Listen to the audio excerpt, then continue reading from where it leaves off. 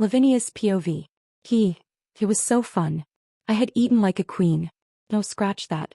Like a hungry dragon who just found a hidden pastry hoard. Roasted apples with caramel sauce, honey-buttered bread, warm vanilla pudding with cinnamon sprinkles. A soup so creamy I almost cried and, most importantly, 3 whole slices of cloud cake. Are you happy, my princess? Nanny asked as she gently patted my head, her fingers brushing through my hair like a lullaby. I giggled, curled into my warm blankets like a little cinnamon bun. The food was so amazing, Nanny. I am very, very, very happy. Nanny chuckled, her lips pressing a soft kiss to my forehead. All right. It's time to sleep, little glutton. I'm not a glutton, I mumbled, eyes closing. I'm a food enjoyer. She didn't argue. Mostly because I was already drifting. In the middle of the night. But why did I wake up in the middle of the night? There was no thunder. No monster. No hungry ghost stealing my pudding. Just a sudden emptiness. I blinked. The room was dim, the fireplace still crackling faintly. I sat up slowly, rubbing my eyes. My hands instinctively reached beside me. Papa. Silence. Right. He wasn't here. My chest squished a little.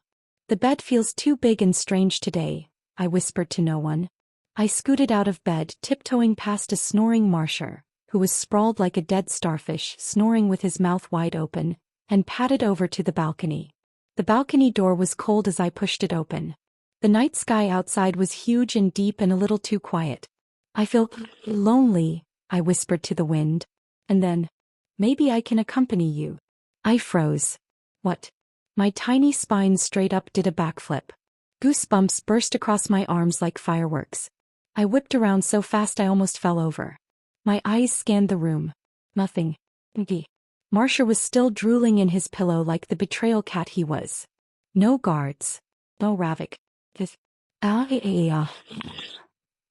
My scream shattered the silence like a brick through glass. Marsha yelped, leaped into the air and crashed headfirst onto the bed. He rolled over dramatically, twitching like he'd just been cursed. Then, whoosh. A black figure flew down from above the balcony like some off-brand superhero. Cloak swish. Boots clack. Dramatic hair flip. Hey, the man in black said casually, landing like it was totally normal to drop from the sky at midnight into a child's bedroom. Why are you yelling? And then, intruder! I screamed. Marsha immediately dashed in front of him and hissed. The man in bulk walked forward saying, "Stop yelling for God's sake." And then Marsha bit his leg. What the, get off. Fam. The door burst open. Princess. Ravik's voice boomed, his sword already drawn like a true knight of chaos. What happened? Are you hurt? And then he saw him. The man in the black robe. Standing eyeing me balcony. I didn't waste a second. I ran, zoomed, straight into Ravik's legs and latched onto him like a baby koala. My tiny hands grabbed at his armor, and I buried my face into his thigh, barely able to breathe from the terror of the situation. There's a man. Flying man. He dropped from the sky. He talks weird. Marsha bit him. I noticed, princess. Ravik's deadpan eyes narrowed as he raised his sword. Who are you? He demanded. Then Nanny, Morella, and a cluster of guards swarmed in. Princess. What happened? I bolted into Nanny's arms. Nanny. I squealed. Nanny gave me a quick, reassuring hug and then glared at the man in black with the most terrifying maternal stare I had ever witnessed. It's okay, princess. Everything is fine, she said, her voice warm but deadly. Then, with a dramatic crash, the door burst open. Pie precious. What happened? Grandpa Thalion thundered in, with Butler Fairland trailing behind, his expression a mix of urgency and dismay. Grandpa, there's an intruder, I said, pointing dramatically at the man in black as if he were a criminal caught in the act of stealing candy. He tried to kidnap me. The black-robed man immediately shot back with the most outrageous voice. What? Hey, that's not. Ravik pointed his sword at the stranger, his tone as grim as a death sentence. Surrender or I won't hesitate to execute you right here. The man in the black robe let out a long, exaggerated sigh. Damn. I just wanted to meet my sister. What did I do wrong? Excuse me. Before I could process further, The mysterious figure slowly lifted his hood, revealing a shock of bright red hair and striking noble features. He looked every bit the part of a tall, red-haired elf, elegant and a touch eccentric, as if he'd just stepped off a royal runway. "Did he say sister?" But before I could demand an answer, Grandpa Thalion shot forward like a cannonball of righteous fury. "Hey, you Lysander!" he roared, storming up to the elf like a dad catching his teenage son sneaking in past curfew. "You scared her out of her wits, you walnut. I was about to call for every knight in the empire." Then, boink. That's the sound of the wooden flower vase made when it bonked Lysander square on the head. "You absolute walnut-brained, midnight-roaming, eyebrow-tweezing idiot!" Grandpa bellowed, grabbing Lysander by the collar like he was about to toss him into the fireplace. "How dare you sneak into your sister's chambers in the middle of the night like some long-lost pervert uncle from a low-budget play?" Lysander flailed helplessly as Grandpa shook him like a rickety maraca. "Uncle, you're creasing my robe. This is imported. Your face is about to be exported if you don't start making sense." And we were staring at them dumbfounded. Ravik lowered his sword slightly, his expression frozen between "Is this man dangerous? And am I the only sane one left?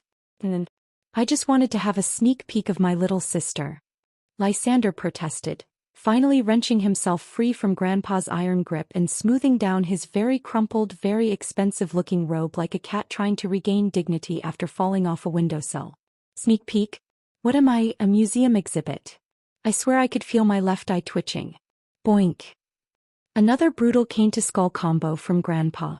"She is your sister, not a rare artifact, you cabbage-brained noodle." Grandpa barked, his eyebrows flaring like they were ready to fly off his face. Lysander staggered slightly, rubbing his head with a wounded expression. "Why do you keep hitting me in front of her? It's embarrassing." "Oh, now it's embarrassing?" Grandpa scoffed. "You entered her room like a level 10 pervert, and you're worried about your reputation?" What?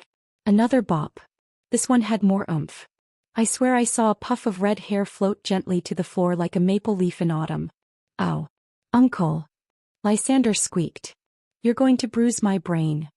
You'd need one first." Grandpa shot back. "Unfair. I inherited my brains from you. I kept the good ones for myself." Boink thwack smack. Now he was just going for a combo move. Grandpa was swinging that flower vase like he was in a boss fight. At this point I was starting to wonder if he had a secret job as a martial arts master in his younger years. The cane even made sound effects like thun, bap, twack. Like a bad radio play. Me. Well, if I had popcorn I would have been munching it in 3D surround sound, enjoying every second like a baby judge at a reality show. Lysander was flailing like a dramatic ballerina being attacked by a swarm of invisible bees. "Stop. I surrender. Mercy. I'm fragile." He even threw in a twirl. Not bad form, honestly. And then Grandpa finally stopped. Maybe he showed mercy. Or maybe he just got bored. Either way, the drama cooled off and now here I am, sitting in a guest waiting room like nothing happened, casually munching on juicy grapes offered by a sweet elf maid. Grandpa sat beside me, still fuming like a kettle left too long on the stove. And across from me, Lysander. Pouting. Sulking. Slumped in his chair like a deflated croissant. Honestly, he looked like someone had taken away his dessert privileges for a month. Should I give him one of these grapes? Nope. He snuck into my room at midnight wearing a dramatic hooded cloak like he was auditioning for Elves and Intruders. Season 2. He deserved every thwack he got. "This is abuse, uncle." "Abuse," Lysander groaned dramatically, dragging out the word like he was on stage. Grandpa puffed up his chest, cane resting across his lap like a badge of honor. "You shouldn't have sneaked into her room. I just wanted to see her. Did I commit a crime?" Grandpa didn't even blink. "Yes." Lysander slumped further down in his chair like a soggy biscuit. Then, our eyes met. Oh no. I quickly looked away and shoved another grape in my mouth. The universal language of, "Please don't drag me into this awkwardness." Too late.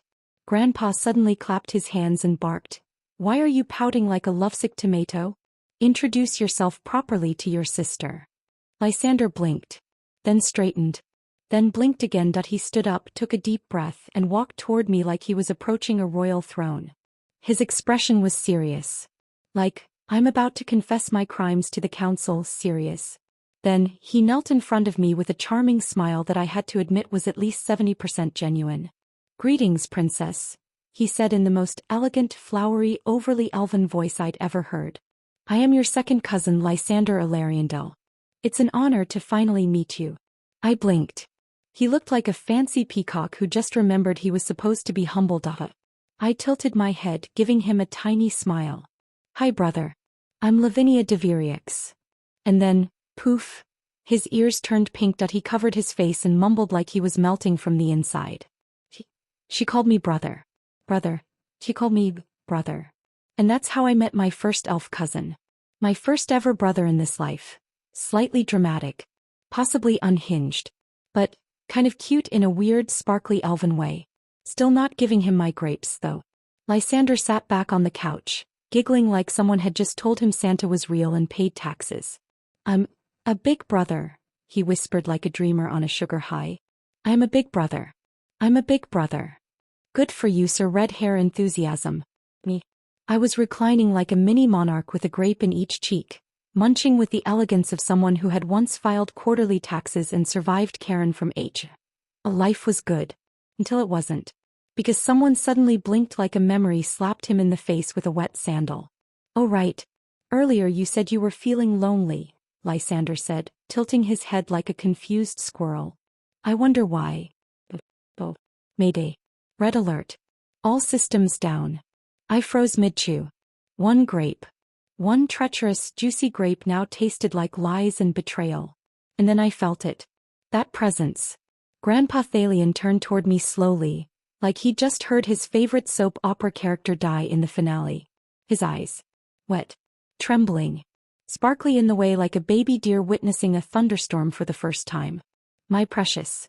Do you feel lonely? I blinked. Strategically. Nope. His lip did the wobble. Oh no. Not the wobble. That's grandpa-level emotional warfare. But. No, grandpa. I flailed my arms like a frantic air traffic controller trying to divert feelings. I just missed Papa, that's all. You did. Both Grandpa and Lysander chorused, but with very different vibes. One was soft and sparkly. The other sounded like he was ready to adopt me for tax benefits. I always sleep with Papa, I said proudly. I fall asleep in his arms every night. He smells like cedarwood and pancakes. But today he wasn't there. So I got lonely. Everyone nodded in solemn understanding. Until I added a bit too honestly, but just because of that. Not because I don't love everyone else. And definitely not because Grandpa smells like herbs and foot ointment. Grandpa gasped like I'd stabbed his soul with a very tiny, very rude butter knife. Pie heart. That was uncalled for, Lysander muttered. You snuck through the palace at midnight in your nightgown like a ghost on a mission, I hissed. Fair. Lysander leaned forward, that mischievous grin returning to his face like it paid rent there. Well, if you miss Papa that much, how about I, your handsome, brave, very sweet older brother, take his place? I paused. Mid-grape. The betrayal tasted fermented. My eyes narrowed, glowing with the power of ancient transmigrated fury. Take Papa's place. Yes, he smiled as if he hadn't just committed treason in the form of sibling enthusiasm. No one, I declared, grape juice dribbling down my chin like war paint, can take Papa's place. Silence. Like magical elf-pocalypse level silence. Even the grapes stopped photosynthesizing. Ravik gave me a solemn thumbs up like a knight kneeling before a feral queen. Morella and Nanny looked like they wanted to embroider this moment on a tapestry and hang it above the royal fireplace. Even the guard in the corner let out a cough snort. Victory noises engaged. Lysander's smile wilted like a salad in the sun. Okay, he muttered, hands up like I was pointing a sword instead of wearing pink socks with kittens on them. Calm down, small and terrifying one. I meant, what if I took Papa's place, temporarily? My eyes sparkled. And not the pretty princess sparkle. The gremlin plotting revenge sparkles. Not even temporary. The silence now had an echo. Lysander slumped back like his soul had been yeeted into space. So, I don't have any chance. Nope, I said sweetly, popping the last grape into my mouth like a gavel. Papa's irreplaceable. He's my one and only big warm bedtime heater.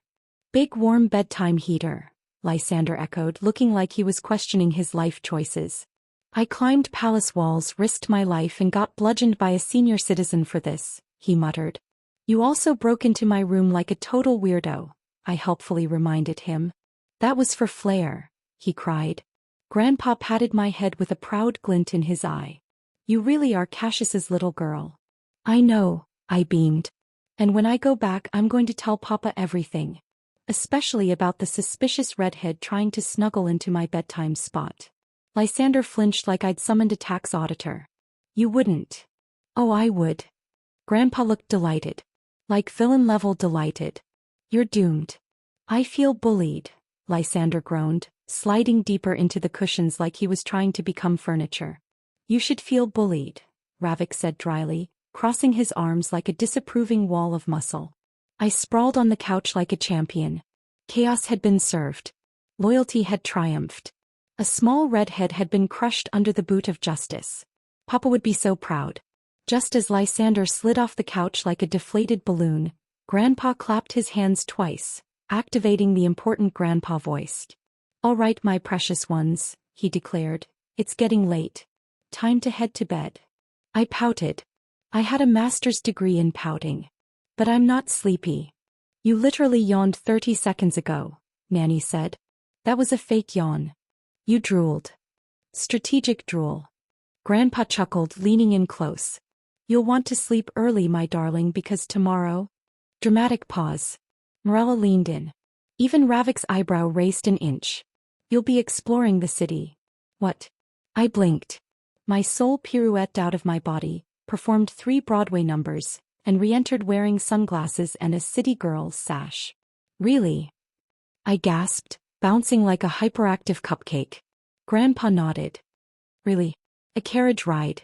Fancy plazas. Important people waving. And maybe, just maybe, a sweet shop. I shrieked, loud enough to cause a minor castle-wide panic. I'm going to the city. I'm going to see elves. And eat elf candy. And maybe wear a sparkly hat. He kissed my forehead. His beard tickled like a fuzzy blessing. Sleep tight, my precious.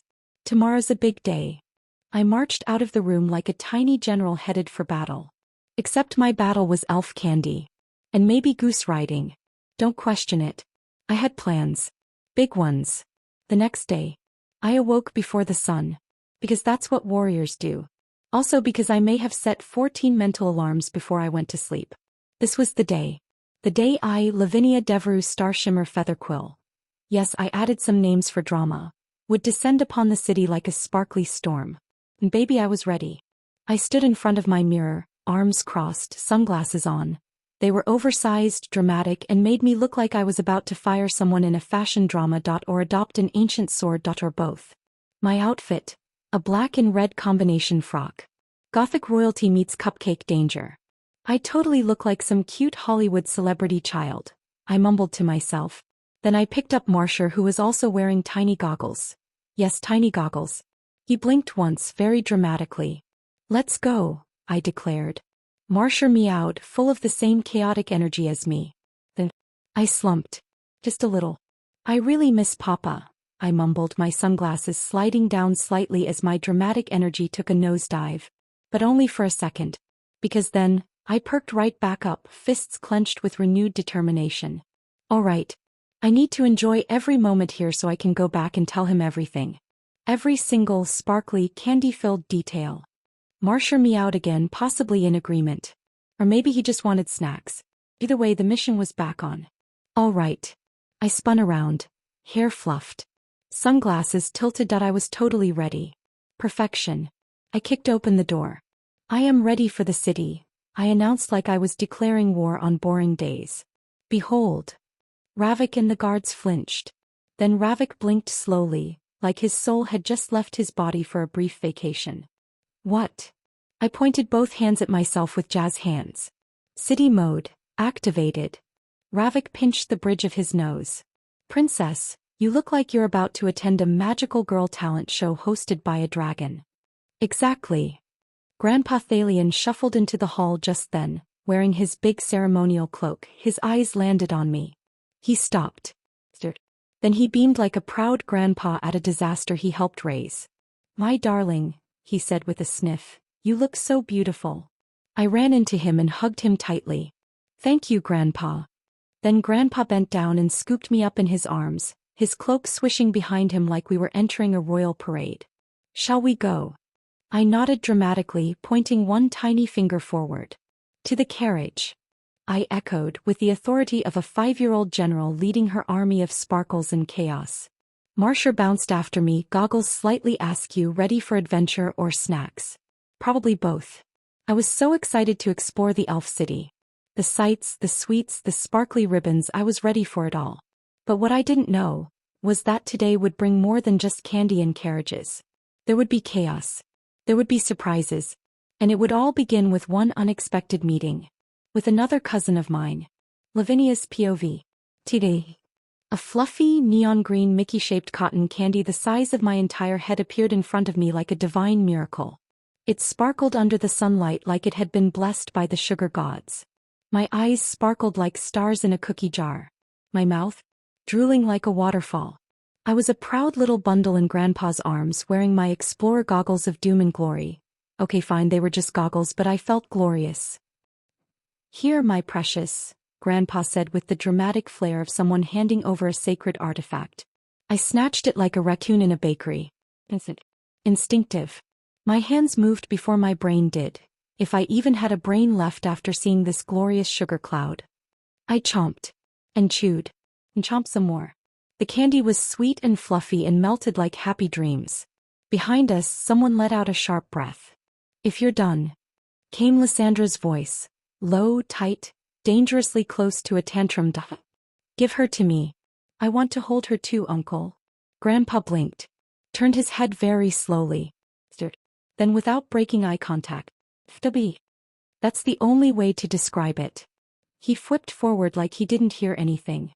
"No." Lysandra practically exploded. "Why? Why can't I? I'm her brother. I have rights. I want to hold her too." Lysandra yelled like someone had stolen his sword, his books, and maybe also his soul. We all turned around at the same time, me mid-bite, cheeks puffed with green sugar fluff. Two. It was better than puppet shows.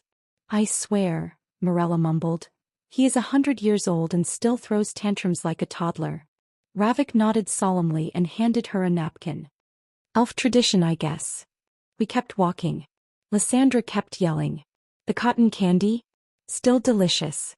We were in the heart of Nivali City, in the legendary Astrael's market, where every breath tasted like adventure and magic taxes probably cost a fortune.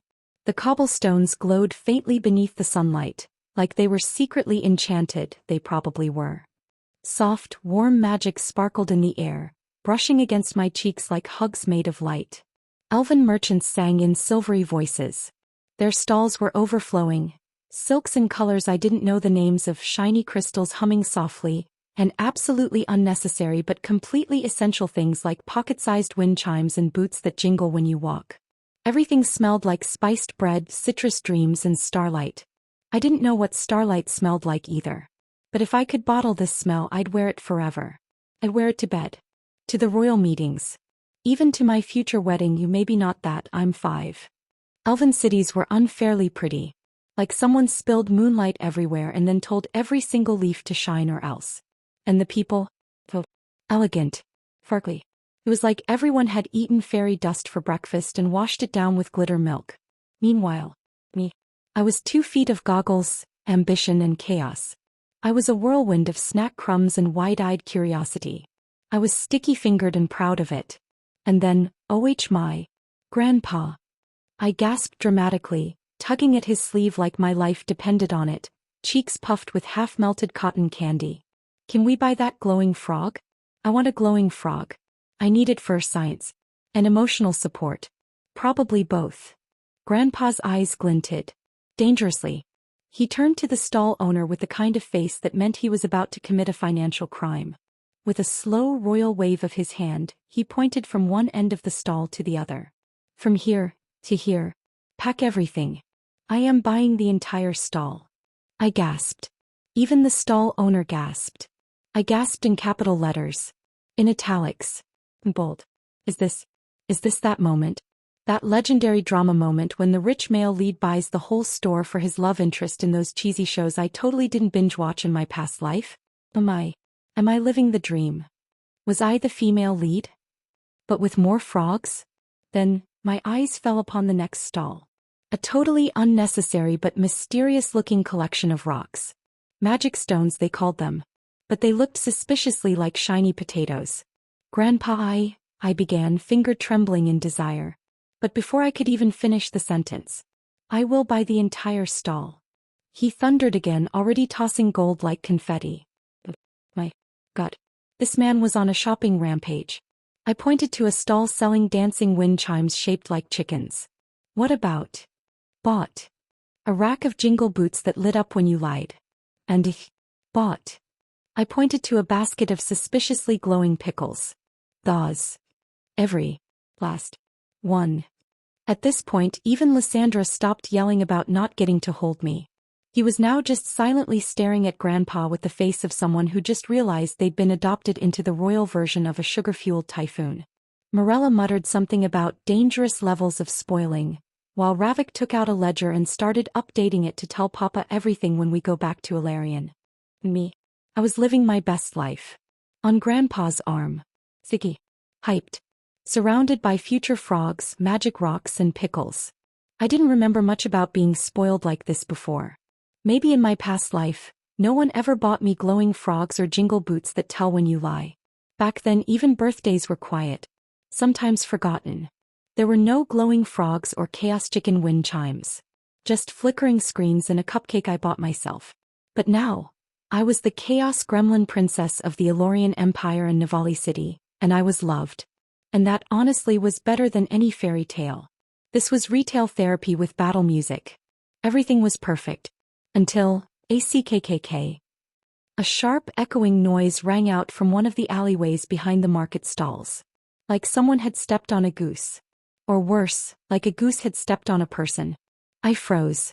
Ravik immediately stepped in front of me, eyes narrowing, sword halfway out like he was about to star in an action scene. The guards formed a tight wall around us like this was the final boss level. Grandpa's playful smile vanished. His eyes turned sharp and serious, and without a word he scooped me into his arms, clutching me tight. And then, another voice boomed through the market. Pick your swords now. I blinked. Then I peeked. Peeking is an art. You can't just shove your face out and hope not to get caught. You sneak it. You ninja it. Especially when your entire guard squad is built like walking walls. So I wriggled a bit in Grandpa's arms and poked my head out from under Ravik's cloak, just enough to witness the drama. All I heard was, where did he come from? A man stumbled out of the alley, gasping for breath like he'd just outrun a dragon, or an ex with a debt ledger. His clothes were torn, his expression panicked, and he kept glancing behind him like something terrifying was chasing him. And then, thump. From above a man dropped. Not jumped. Not climbed. Dropped. Like a dramatic squirrel sent by the gods of chaos. He landed right on the poor guy's head like he was auditioning for a new form of transportation, stood up tall, hands on hips and grinned. That grin?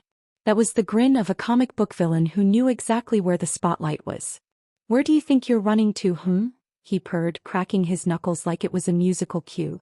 You know the rules. You don't run. You fight. Death. I squinted. Green hair. Green eyes. Smirk sharp enough to cut steel. He looked like... I glanced up at Grandpa. He looked like Grandpa's younger version. If Grandpa had gone full chaotic anime anti-hero. Before I could ask. I knew it, came a voice behind us, dry and almost bored. So this is where he ran off to. Lysandra. Of course it was Lysandra. Strolling forward like this was an afternoon picnic and not an open-air sword fight. Hands tucked inside his sleeves like he was too elegant to be bothered. Then he looked at me with a big cheeky smile. Lavi, do you know who that is? He asked, eyes twinkling with mischief. That's your first brother. Soren. I froze. Then blinked. Oh. I see. Was I surprised? Not really. I mean, this is my life now. Swords. Blood. Dramatic flips. Men who either kill or talk absolute nonsense. Thwack. Ock. Boom. Bam. In that exact order. A few seconds later there was silence. Dust floated in the air like confetti after a very violent parade. Soren, another cousin, casually dusted his hands off, standing on a pile of groaning limbs. He turned with a grin so smug it could shine shoes. All right. It's done. Then he looked up and spotted us. Oh, Uncle. Lysandra. His voice cracked slightly in surprise. What are you doing? And then, our eyes met. There was a beat of silence. His smile faded, his head tilted. And then, what's that thing? I froze. What? Thing? Did he just call me a thing? Lavinia's POV. What? Thing? Did he just call me a thing? Excuse me. I may be 5. I may look small and adorable with cheeks like mochi and lashes longer than your future. But I am not a thing. I was ready to scream, maybe even throw a punch with my beautiful tiny fist, but before I could explode, Lysandra, hold her. Grandpa Thalian's deep voice rumbled like thunder as he passed me, like a doll, into Lysandra's waiting arms. And Lysandra, that weird, sparkle-eyed second brother, was trembling as if he had just touched holy relics. Finally, I'm holding you, my sweet little sister. He whispered like he'd waited lifetimes for this. Meanwhile, that Soren, my so-called first brother who dared call me a thing, was launched halfway across the courtyard by Grandpa's foot. He hit the wall with a spectacular grunt. How dare you call my precious a thing? Grandpa boomed like a furious war god. Soren groaned from the floor. What? Why? Is curiosity a crime now or what? What? Grandpa didn't even flinch. He gave him a thunderous boink on the head, then launched him like a football, like he was Ronaldo himself on game day. And we were just watching. Silently. Calling your little sister a thing is a crime, you idiot. Punches continued to fly, dramatic screams echoed, and then suddenly, my so-called brother froze mid-slap. A beat of silence. Then a slow, confused blink. Wait a second, Soren muttered, eyes narrowing. Little sister? There was a pause. A long, awkward pause. Soren, still curled up on the ground like a kicked cat, blinked up at us. Wait.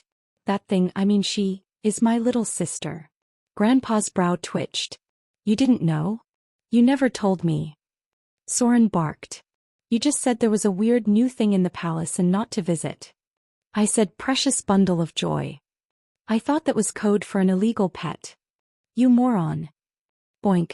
A jar from a nearby stall went sailing, right into Soren's head. Ack. Meanwhile, I squirmed in Lysandra's arms, glowering hard enough to set things on fire. I'm not a thing. I'm a princess. The Devru princess. The next empress of the Illyrian Empire. Soren, still recovering from multiple blunt force life lessons, stared at me like I'd sprouted another head. She talks. Lysandra beamed like he'd won the lottery. She does. And walks. And throws tantrums. She's the best. Soren squinted. And that's my sister? Yes. Grandpa roared. Huh, Soren finally said, looking at me like I was an alien with pigtails. She's kinda cute, for a tiny rage monster. I narrowed my eyes. You're ugly for a brother. Grandpa looked absolutely proud. That's my girl. I pointed my tiny, furious finger with all the righteous wrath of a princess wronged. Grandpa, beat him more. Grandpa didn't even hesitate. As you command, my precious. Ack. Wait, hold on, I'm sorry. Soren yelped as Grandpa grabbed him by the collar. Stop it, Uncle, I said I'm sorry. But Grandpa did not stop. Bonk. Wham. Smack. Some dessert shop. No. We're sitting in a cute little dessert shop. Inside the dessert shop filled with the warm scent of caramel and sugar, where sunlight danced through the windows, peace should have reigned. Is it? Soren, he's kneeling in the corner like a medieval criminal, hands raised above his head like he's being held hostage by cupcakes. Me. I'm living my best life, fork deep in a triple-layer chocolate cake surrounded by colorful prieties. I still don't know what those are, but they sparkle, so I approve. Grandpa sat beside me, casually sipping tea like he hadn't just committed a full-on assault 10 minutes ago. Soren whimpered, trying to shuffle his knees. See, can I please sit now? My legs feel like noodles. Grandpa didn't even glance at him. Dare to move and I'll kick you out of the family assets. No boats. No horses. No titles. Not even a biscuit crumb. Soren wailed. What? You already beat me to a pulp, uncle. Isn't that enough for your vengeance arc? Grandpa completely deadpan. No. You deserve more. Lysandra, sipping his caramel frappé like he was watching a drama series, nodded seriously. You do. Everyone nodded solemnly. Even the cafe waitress. Even the cake. And now that I think about it, my first encounter with both of my brothers was, well, them getting absolutely demolished by Grandpa. And Grandpa? Well, I'd seen a new side of him. A terrifying, dramatic, justice-fueled side. Note to self. Never, ever get on his bad side. Especially if you like having kneecaps. Grandpa took a long, elegant sip of his tea. Then he set the cup down with a soft clink. So, he said, his voice dropping low, almost too casual. Who were they? Soren, still kneeling like a scolded dog, glanced up and answered reluctantly, just as you guessed. They were hired. To do what? Grandpa asked, although his tone already held grim certainty. To kidnap the children, Soren muttered. The mood shifted. I felt it. Even though I didn't quite understand what was happening, the air suddenly got heavy. The laughter and lightness from earlier faded like smoke. The sugar in my cake suddenly didn't taste so sweet. Lysandra's usual spark dimmed. His voice was sharp and steady. And the children? Soren's jaw clenched. The mood turned heavy, like a thundercloud pressing on the ceiling. I could only rescue half of them, he said quietly. There was a long silence. Grandpa rubbed his temples slowly, letting out a deep sigh that felt like it came from his soul. That means we failed. Soren slumped lower. Yes, miserably. I tilted my head. Who's kidnapping children? Why are there only halves? What's going on? Then again, maybe I shouldn't ask. I am a kid here. But then, Soren straightened up slightly, his brows furrowed. There's something weird though. Lysandra turned to him immediately. What is it? Soren hesitated. His eyes flicked to me, and then away. What's wrong with him? Then Grandpa's tone sharpened like a knife. Speak up. Soren swallowed. I saw a family emblem. Lysandra's expression lit up. That's great. Then we can track them. With that, we can catch the culprits and rescue the rest of the children. Soren shook his head. It's not that simple. The emblem doesn't belong to anyone from our kingdom. Pause. It's from the Illyrian Empire. What? Illyrian Empire? The room froze. Even the cake seemed to stop crumbling under my fork. Our guards, Nanny, and everyone else froze. Ravik's eyes went wide. His eyes snapped to attention. What are you saying? His voice was tight. Are you accusing our empire of trafficking elf children? Do you know how serious this accusation is? His words hit like a dropped glass. It's not just serious, Lysandra muttered. It's dangerous. Ravik's voice tightened. You're accusing a noble house from Illyrian of trafficking elf children. That's not just a scandal, that's a political firestorm. That's enough to shake the alliance between kingdoms. I stared at them, my little heart thumping faster. Ravik's right. That kind of accusation? It's dangerous. Not just royal court dangerous. We're talking international explosion dangerous. Illyrian and Navali might be friendly kingdoms now, but this could ruin everything. Also, hello, me. I'm tied to both kingdoms. If they start flinging arrows and treaties at each other, I'm probably going to be somewhere in the crossfire. Soren didn't back down. He looked up, his face serious and worn. I know exactly what I'm saying. And I wouldn't bring it up if I didn't have the investigation and proof to back it up. Silence. Heavy, dreadful silence. Even Grandpa didn't speak for a moment. Then he let out another deep sigh, rubbing his forehead like this headache was here to stay. Then we need to talk to our king, he finally said and continued. We'll need to inform Cassius too. The way he said Papa's name. It wasn't just formality. It was a concern. Best we handle this carefully, Grandpa murmured, eyes sharpening. Before it becomes something no one can undo. His words hung in the air, sharp, final, and heavy with meaning. Everyone was quiet. Even the air seemed to sit still, waiting. Something big was coming. I could feel it. Like the way you feel a storm not from thunder but from the silence that comes before it. And as I sat there swinging my little legs under the table, fork frozen halfway to my mouth, a strange chill crawled down my back. Elf trafficking. A noble family from our empire. Dangerous secrets.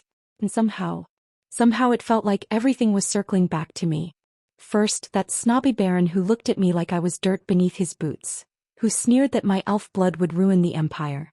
And now this horrifying mess of missing children and foreign emblems. Why do I feel like I'm the one being targeted? Why does it feel like this isn't just some dark coincidence but a string of shadows all leading back to me? Well, maybe I'm just thinking too much. Right? I'm 5. A transmigrated ancient soul and all. But still.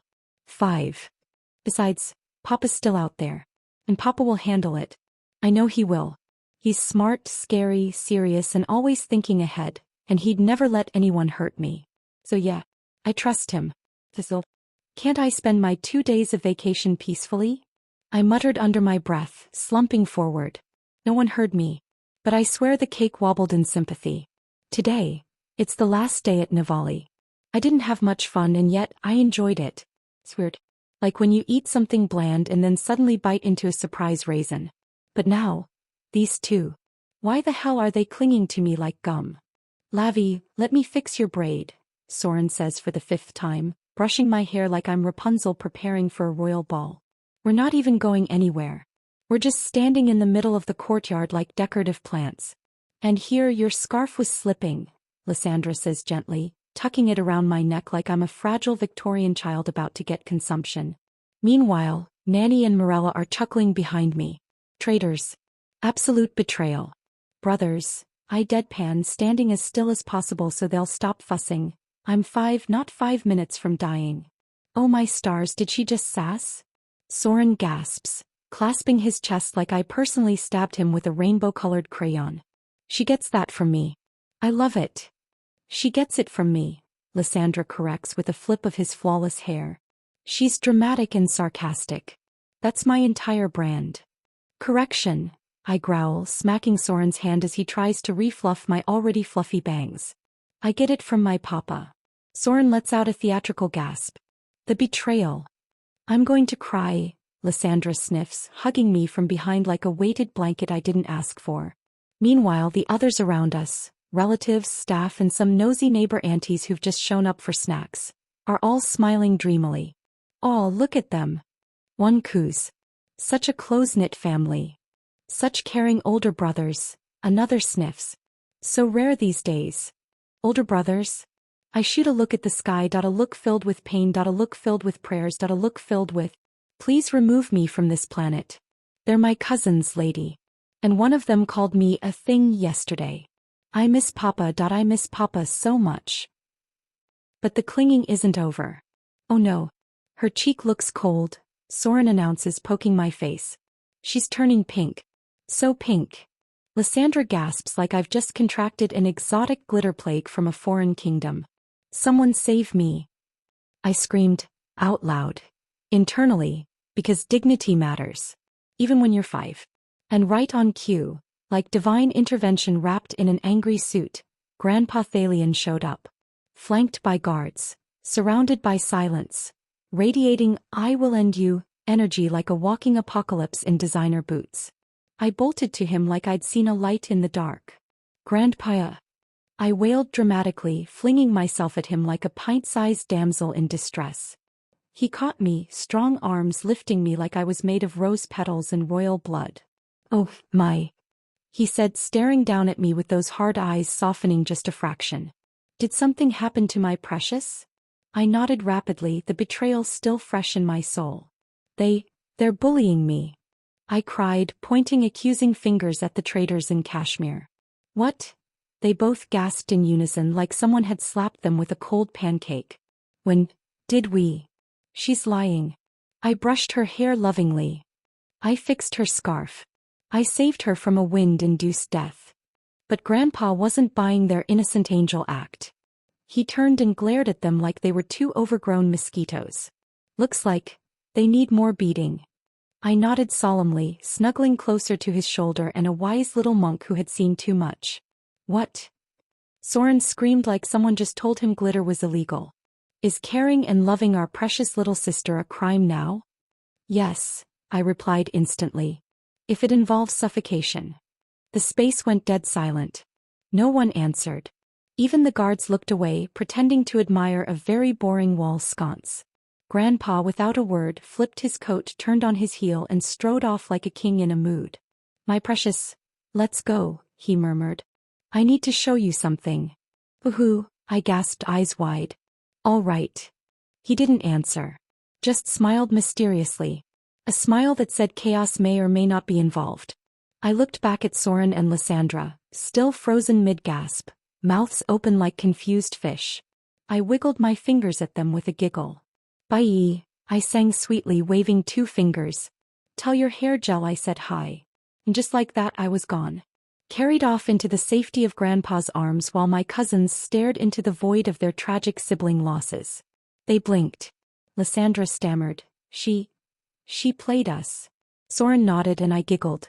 As we walked down the hallway, I nestled into Grandpa's shoulder and asked, Where are we going, Grandpa? He smiled slightly, like the smile he only does when he's about to stab someone diplomatically, and said, To get back your thing. I blinked. Pie thing? He nodded.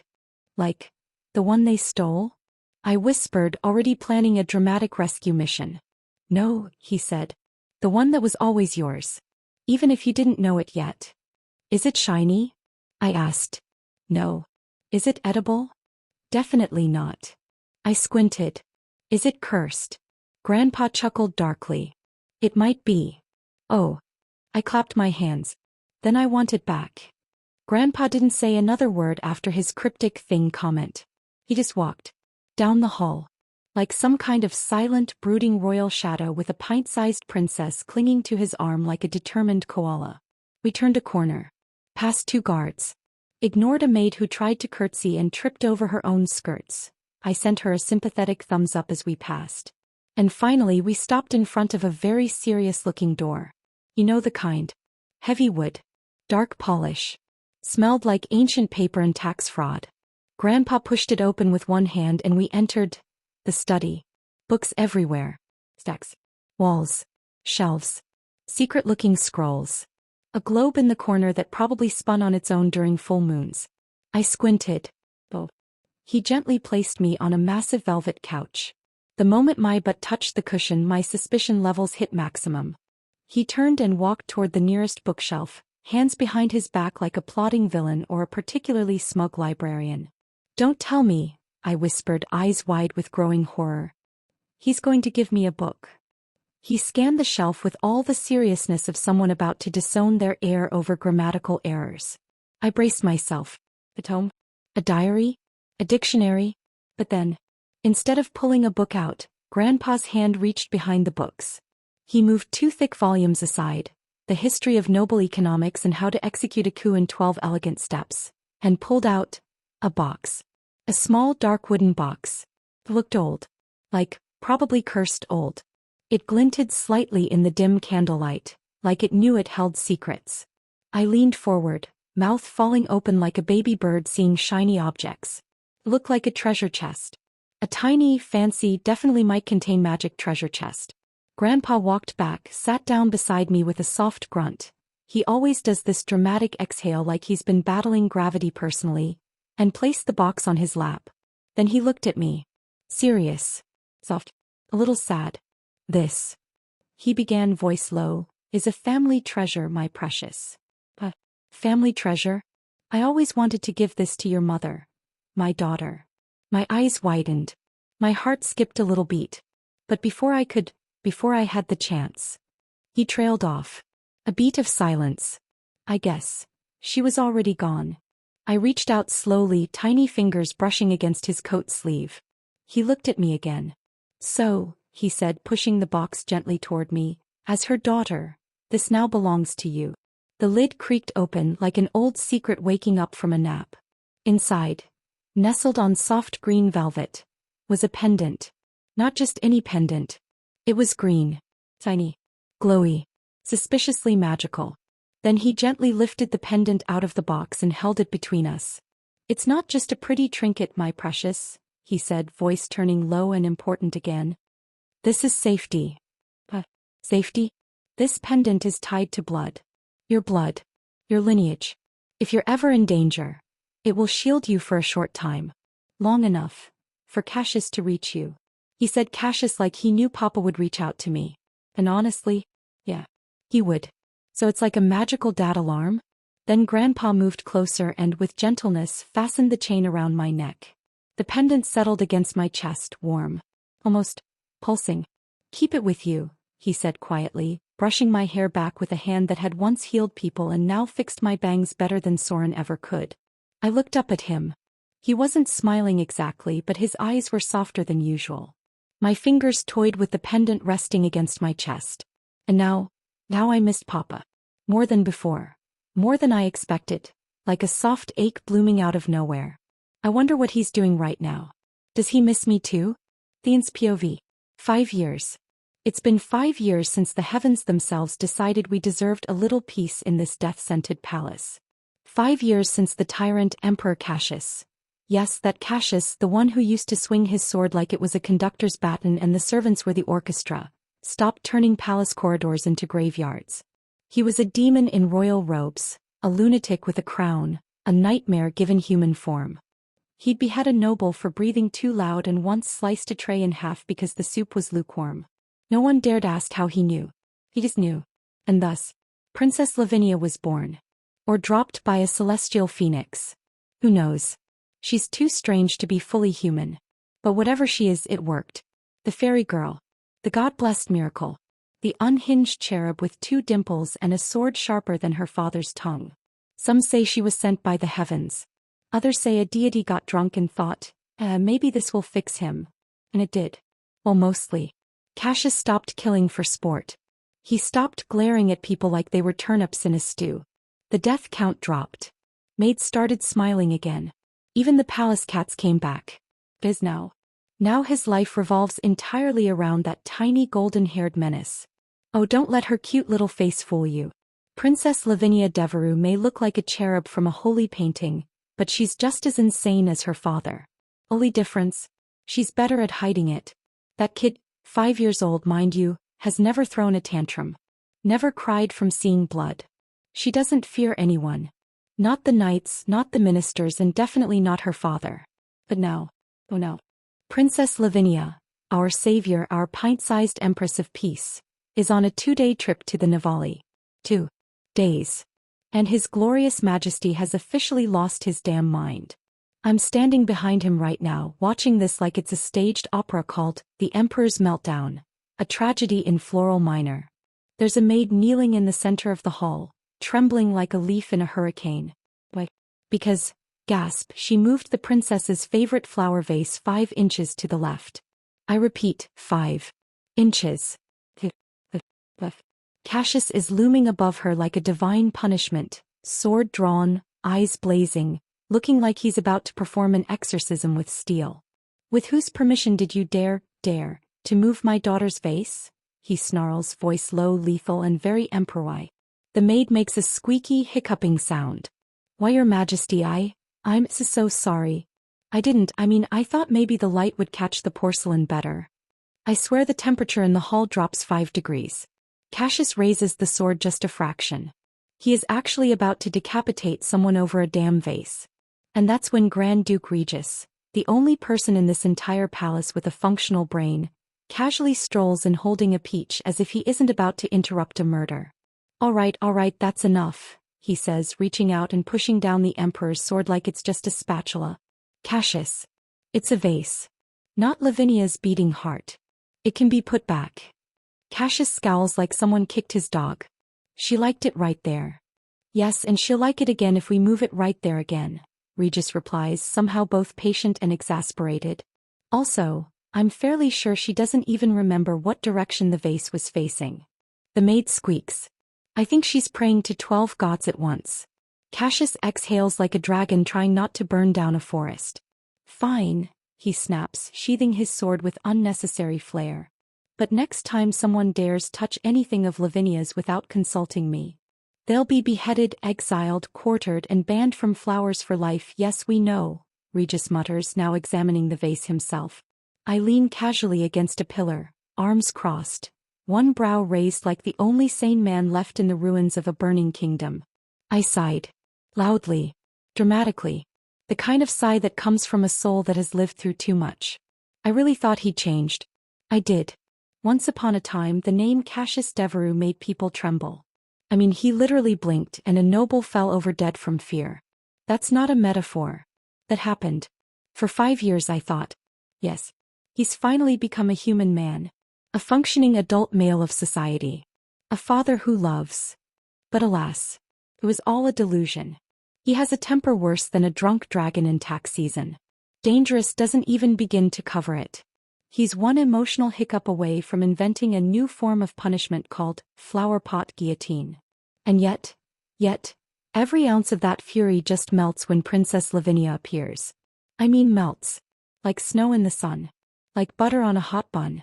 Like logic in this palace. No weather pattern on this earth. No storm, no hurricane, no chameleon. No creature in existence changes its mood as violently and rapidly as Cassius when he sees that tiny 5-year-old goblin he calls his daughter. To be reassuring. It's not that it's deeply concerning. One second he's threatening to paint the floors with someone's intestines, and the next he's on the ground holding her in his arms with a serial killer smile. That's not called parenting. That's called emotional whiplash. And just as I'm deciding whether to fake a fainting spell to get out of here. Did we get any message from Navali?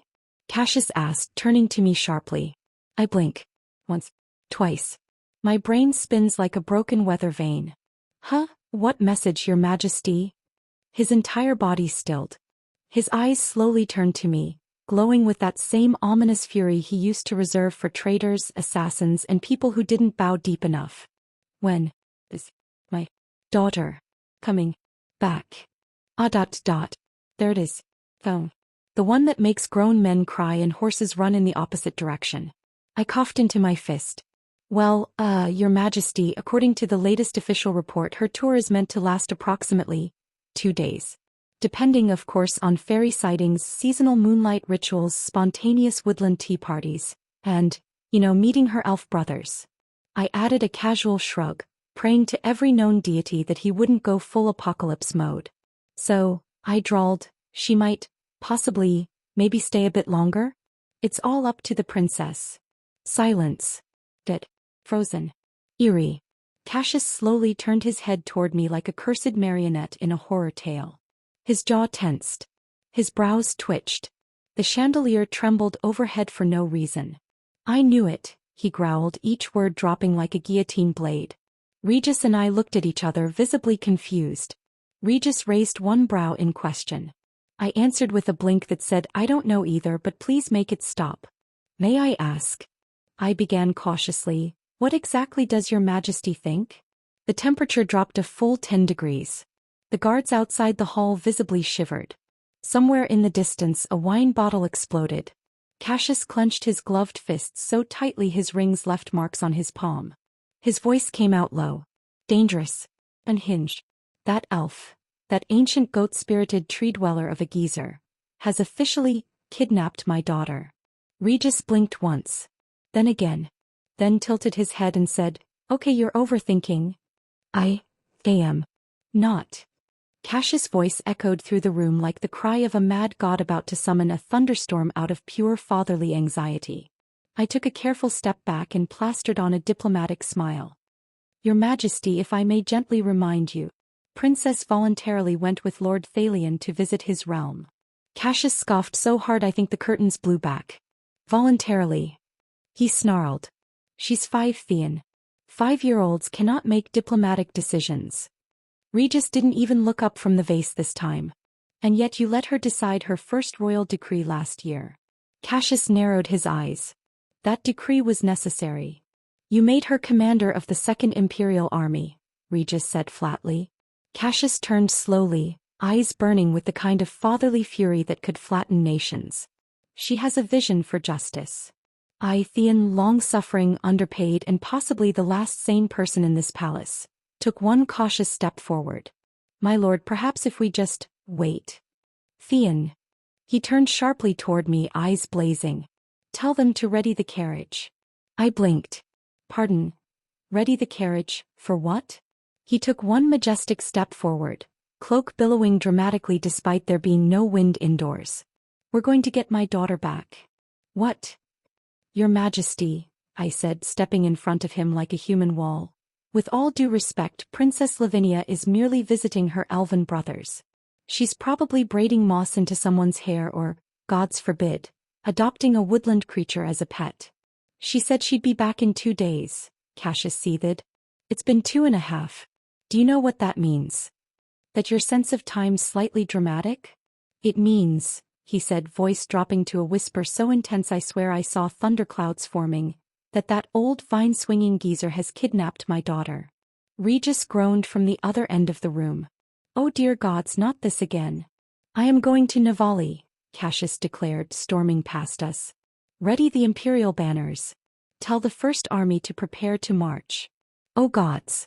He's completely lost it. Someone. Anyone. Fairies. Forest spirits. Goblin accountants. Even a vengeful ex-empress. Please, send us help. Or at least send the princess home. Before he swings the sword. Papa. Everything stopped. We all turned slowly and there, stepping out of a shimmering, twinkling magic portal. Like the sun rising after a storm, she ran. Papa. Cassius's sword slipped from his fingers. And just like that, the Empire was saved. Cassius's POV. Clunk. It's been ages since I last had wine, but for some reason, it tastes more bitter than I remember. I used to drink it like water. Goblets of it after council meetings, barrels after battles. It dulled the edge and kept the monsters in my head quiet. But I began drinking less when Lavinia started growing up. But now she's not here and I feel like I'm losing my mind. Why do I feel this emptiness? She's just a child. A tiny, golden-haired demon with sticky fingers and an unholy love for glitter. She steals my robes to make forts. She paints my war maps with little suns and flowers. But still, the palace is too quiet without her. Every hall echoes like a graveyard. Every corner I turn, I expect to see her barreling into me, tripping over her own feet, and declaring some absurd nonsense like, Papa, I am a very serious wizard now. Please give me your sword. Damn it. I can't even sleep tonight. The bed feels too big. The room was too silent. Every tick of the clock sounds like a damn war drum pounding in my ears. My thoughts keep going in circles and all of them end with Lavinia's not here. I feel awful. Unbearably restless, like there are knives beneath my skin, pressing, pricking, begging to be let out. Maybe I should train. Better to bleed on the training field than rot away in these suffocating chambers. So I threw on a cloak, grabbed my blade and stalked down the palace halls like a storm made flesh, unleashed, unrelenting and aching for something to cut. And of course I ran into him. Oh, where are you going? Theon asked, eyes blinking blearily. He looked like he'd just crawled out of bed. His hair was a mess. He had a stupid cup of tea in his hand. Comfortable. Rested. I kept walking, my cloak swishing with imperial menace. Practice sword. What? At this time, he gasped, clutching his cup like it was his last lifeline. Yes, I said flatly. He gawked. Did you really go insane? I didn't answer. I just kept walking, jaw clenched tight enough to break bone.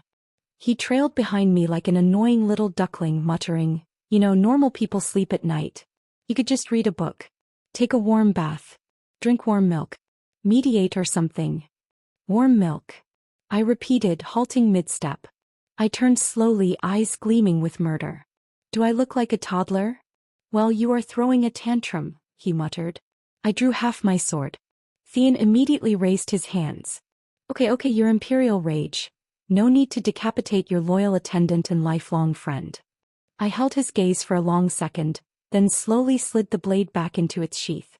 He exhaled in relief. Then squinted at me. You miss her, don't you? I glared. I do not. You really, really do. Shut up. He sighed, rubbing his eyes like a long-suffering nursemaid. Cassius, the princess is coming back tomorrow. I know that, I growled. Then why are you acting like she was kidnapped by sky pirates and sold to a traveling circus? I stared at him. Moving. Then I turned on my heel, cloak billowing, and muttered, "I'm still going to practice sword." "Of course you are," he said, trailing after me again like a pest with a death wish.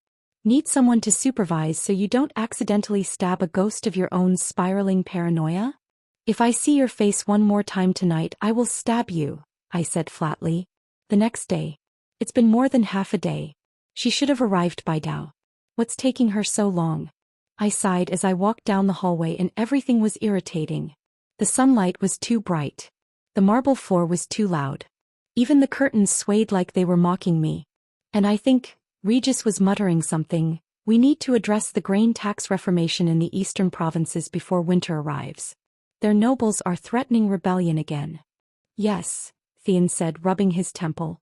"And the Viscount of Helmar sent another letter protesting the new magic commerce routes. Says they're affecting his monopoly on enchanted paper." I was not listening. I heard nothing. Politics. Rebels. Paper. Whatever. My mind was elsewhere. A familiar, golden-crowned void in my soul. Tiny. Laughing. Radiant. Loud. Where is she? My daughter. Why isn't she back yet? I feel like killing something. And then I saw it. A maid. Touching the vase. The vase. Her vase. The one Lavinia stuck 37 dried dandelions into and proudly declared, "This is the royal flower of our empire now, Papa." I stopped. The maid froze mid-lift. I took one slow, dangerous step forward. The vase had been moved some inches to the left. "My daughter will be upset. How dare she? Did you forgive me, your Imperial Majesty?" She gasped, already trembling, already lowering herself to her knees. I reached for my sword. But before the blade could sing from its sheath, Grand Duke Regis placed a firm hand on my arm. "Cassius," he said calmly. "It's a vase. Not Lavinia's beating heart. It can be put back." I glared at him. He ignored it, turning back to Theon as if he hadn't just defused an imperial homicide. I clenched my jaw. The entire empire felt like it was out of balance. Like something essential was missing. As something is. I turned sharply to Theon. "Did we get any message from Nivali?" He blinked. "Huh? What message, Your Majesty?" "What message? What do you mean, what message?" I took a deep breath. My voice came out like winter. "When is my daughter coming back?" "Well, Your Majesty, according to the latest official report, her tour is meant to last approximately 2 days. Depending, of course, on fairy sightings, seasonal moonlight rituals, spontaneous woodland tea parties, and, meeting her elf brothers," Theon said and continued. "So she might, possibly, maybe stay a bit longer? It's all up to the princess." Something snapped in me. That old elf geezer. That stupid healer, Thalion. I knew it. I knew he was trying to take her away from me. He was always jealous of me that my daughter loves me more than him. With his elegant robes, smug nature magic, and condescending ancient wisdom. He probably fed her some elven cookies and brainwashed her into thinking he was better than me. He kidnapped her. Officially. Legally.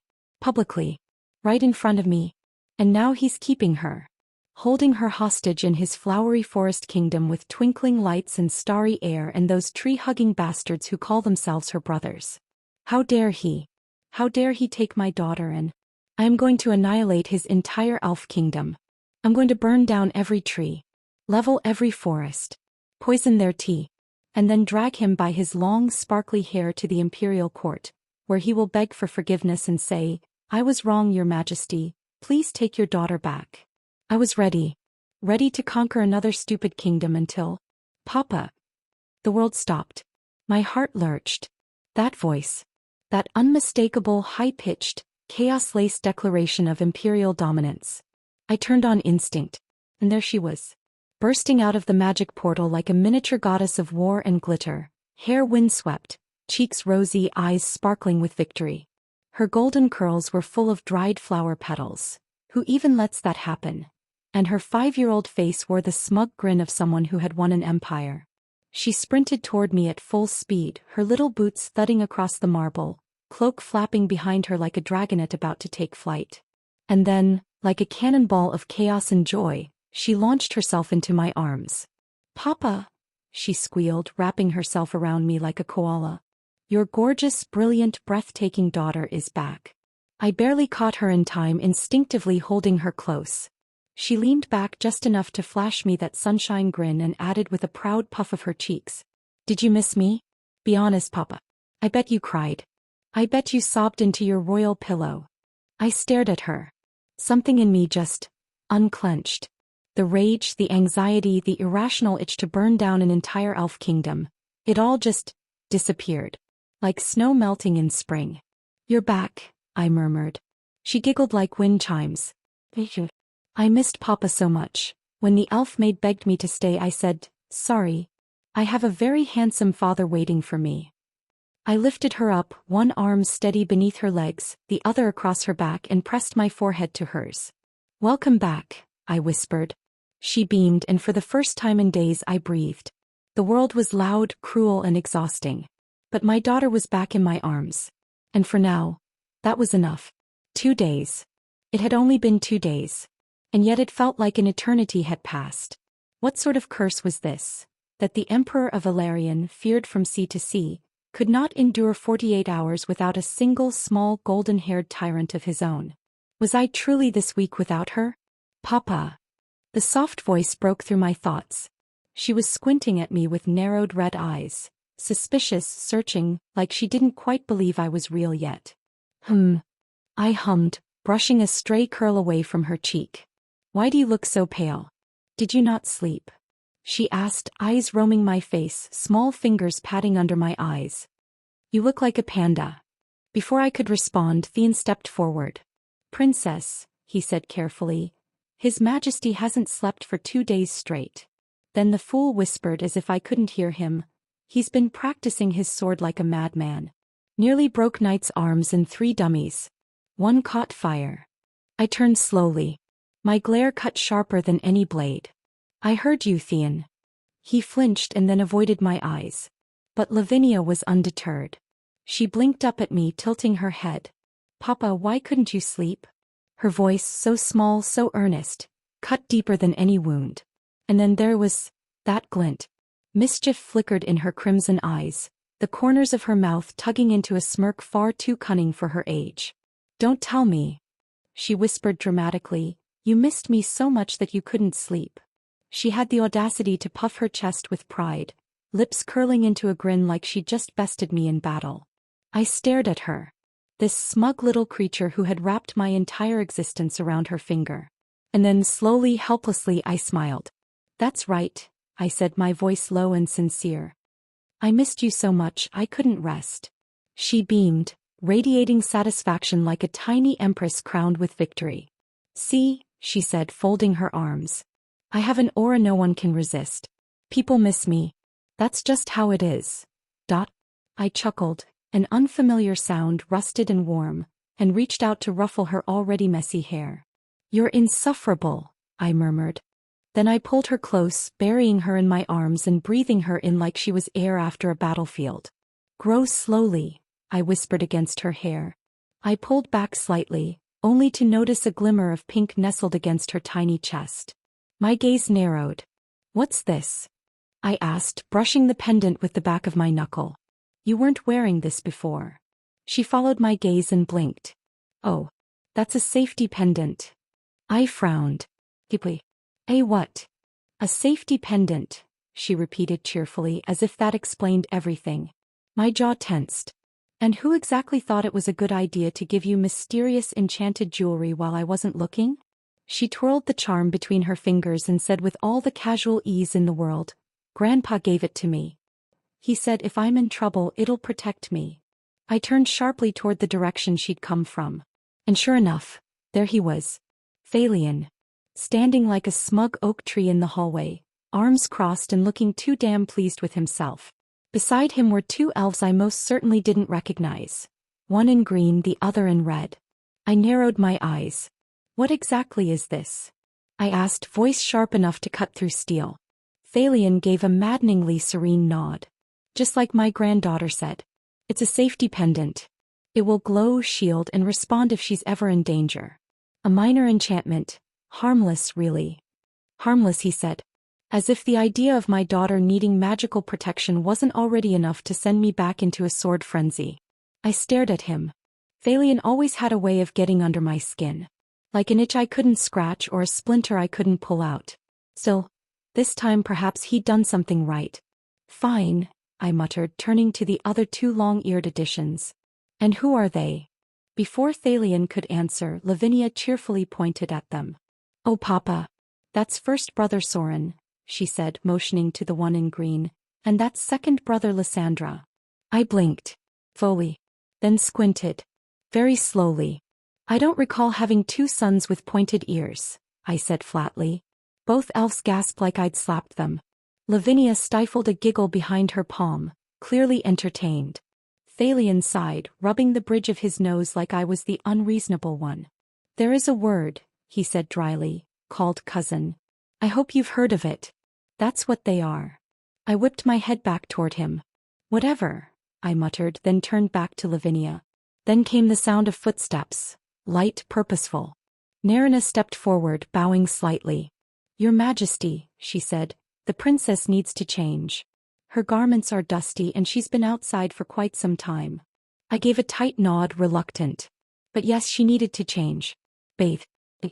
Wrap herself in warmth and safety and never ever leave again. I reluctantly set Lavinia down, though my hands hovered a moment longer. Just in case. She gave me a cheeky grin and marched ahead like a tiny empress. Straight to her so-called divine beast. Come on, Marsher, she said, placing her hands on her hips as she stared down at the lazy, overgrown fluff ball. You haven't had a bath in 2 days. You stink. Marshmallow, my daughter's glorified spoiled pillow with claws, responded by licking his paw as if he had been the one doing all the hard work. Useless creature. The only divine thing about him was his ability to shed fur on every expensive carpet in the palace. Still, she bent down and scooped him into her tiny arms with ease, despite the fact he looked like he had doubled in size. You're growing faster than me, she mumbled to the beast. She turned and started walking away, cradling the oversized fur ball like royalty parading a sacred relic. Nerina and Morella followed dutifully behind. And then she paused. Right in front of her favorite vase. That cursed vase. She tilted her head slowly. Eyes narrowing. Huh, she said. Did someone move my vase a little? The entire corridor flinched. Even Theon took a step back. My blood ran cold and then hot with rage. I knew it. I knew she'd notice. He was too sharp. Too terrifyingly observant. That vase had been exactly 2.3 inches to the left before she left, and someone had dared, to touch it. I clenched my fist. I should have executed that maid when I had the chance. Nerina quickly swooped in. Princess, let's go now. The bath water will get cold. All right, Lavinia mumbled, clearly still suspicious. But she allowed herself to be led away, casting one last narrowed glance at the vase as she disappeared down the hall. The moment she turned the corner, the silence slammed down like a blade. One breath. Before I could speak, Ravik stepped forward, his expression unreadable, far too calm for my liking. Your Majesty, he began, voice low and measured as he bowed in front of me, there is something you need to be informed of. My eyes snapped toward him, sharp and narrowed like a drawn sword. What? I asked, each syllable laced with steel. But instead of answering, he hesitated. I don't pay my captains to hesitate. Before Ravik could even part his lips again, Thalion stepped in. Of course he did, dusting off the sleeve of his robe like we had all the time in the God's damned world. Let's sit, he said smoothly, and talk. Sit, talk? My spine locked into iron. My instincts, the same ones that had won me wars before I was crowned, screamed at me. I didn't like the tension in Ravik's jaw. I didn't like the strange weight in his eyes. And I especially didn't like that Thalion, smug, sharp-tongued Thalion, had lost that annoying glint in his eye. No quips. No sarcasm. Just grim calm. My gut twisted. A terrible thought whispered through me like poison. I took a step forward, my voice dropping, no descending, into a dark, thunderous growl. What happened? No one answered. The air in the hall tightened. My fingers curled into fists. Did something happen? I said slowly, deliberately, to my daughter, in Nivali? Still nothing. Nothing but silence. Heavy. Wrong. Across from me, Theon straightened. Regis shifted where he stood. Both of them were staring at Ravik and Thalion now, confusion shadowing their features. They must be confused and sense something fishy too. My eyes swept back to Ravik, the so-called cousin brother of my daughter, then to Thalion, all of them cloaked in silence. But I could see it. I could see it in their faces. Something happened. Something serious, and I just hope it had nothing to do with my daughter. You, I said lowly, voice tightening like a noose as I stared down Ravik. Look as if you swallowed a blade. Then my gaze snapped to Thalion. And you only look that serious when a kingdom's about to fall. My hands clenched behind my back, leather gloves groaning with strain. If something happened at Nivali to my daughter. Ravik stepped in quickly, too quickly. No, Your Majesty, he said, his tone clipped and careful. It's not related to the princess. Then he paused, just for a breath. But we are not yet entirely sure about that. The silence that followed was deafening. My eyes narrowed. My pulse stilled. And just like that the room cracked, not with sound but with silence sharper than steel. Irritating. Utterly, mind-numbingly irritating. My daughter had just returned and I hadn't even had a proper moment with her. I had cleared my schedule for the day. No audiences, no decrees, no damned nobles breathing near me. Just time with Lavinia. And yet here I was, dragged into the throne room. I sat on my throne, eyes cold, expression colder. My gaze swept over the Thalion, and two other elves who followed him called themselves my daughter's elder brothers. Ravik stood in front, posture rigid. I didn't even bother to hide the disdain in my tone. Speak. Ravik stepped forward, his silver hair catching the morning light. Your Majesty, there has been a distress call from the outer villages of the Nivali kingdom, he began, his voice measured. Our scouts responded. After an investigation they uncovered something deeply unsettling. My brow twitched. Unsettling. I echoed dryly. Ravik's jaw tightened. Elven children, he said grimly. Taken. Smuggled out of their homes and sold like livestock on the black market. The words echoed through the throne room like a death sentence. Theon and Regis were shocked. But I didn't flinch. I felt no surprise, just a disgust so deep it simmered under my skin like venom. Unforgivable, I said, my voice as cold as the northern peaks. Then I turned my gaze toward Thalion. But what does this have to do with the kingdom of Elorion? I asked icily. Your people have more knights and clerics than you have children. You yourself are a famed healer. What could you possibly want from us? Before Thalion could speak, the green-haired one stepped forward. Soren. The green-haired man who claimed to be Lavinia's elder brother. Soren stepped forward and unrolled a cloth in his hand. Because we found this, he said. My eyes narrowed the moment the metal gleamed in the light. My vision sharpened. Focused. The crest.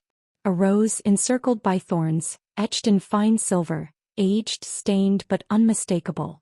It wasn't the imperial crest. It was worse. It was the crest of one of our noble houses.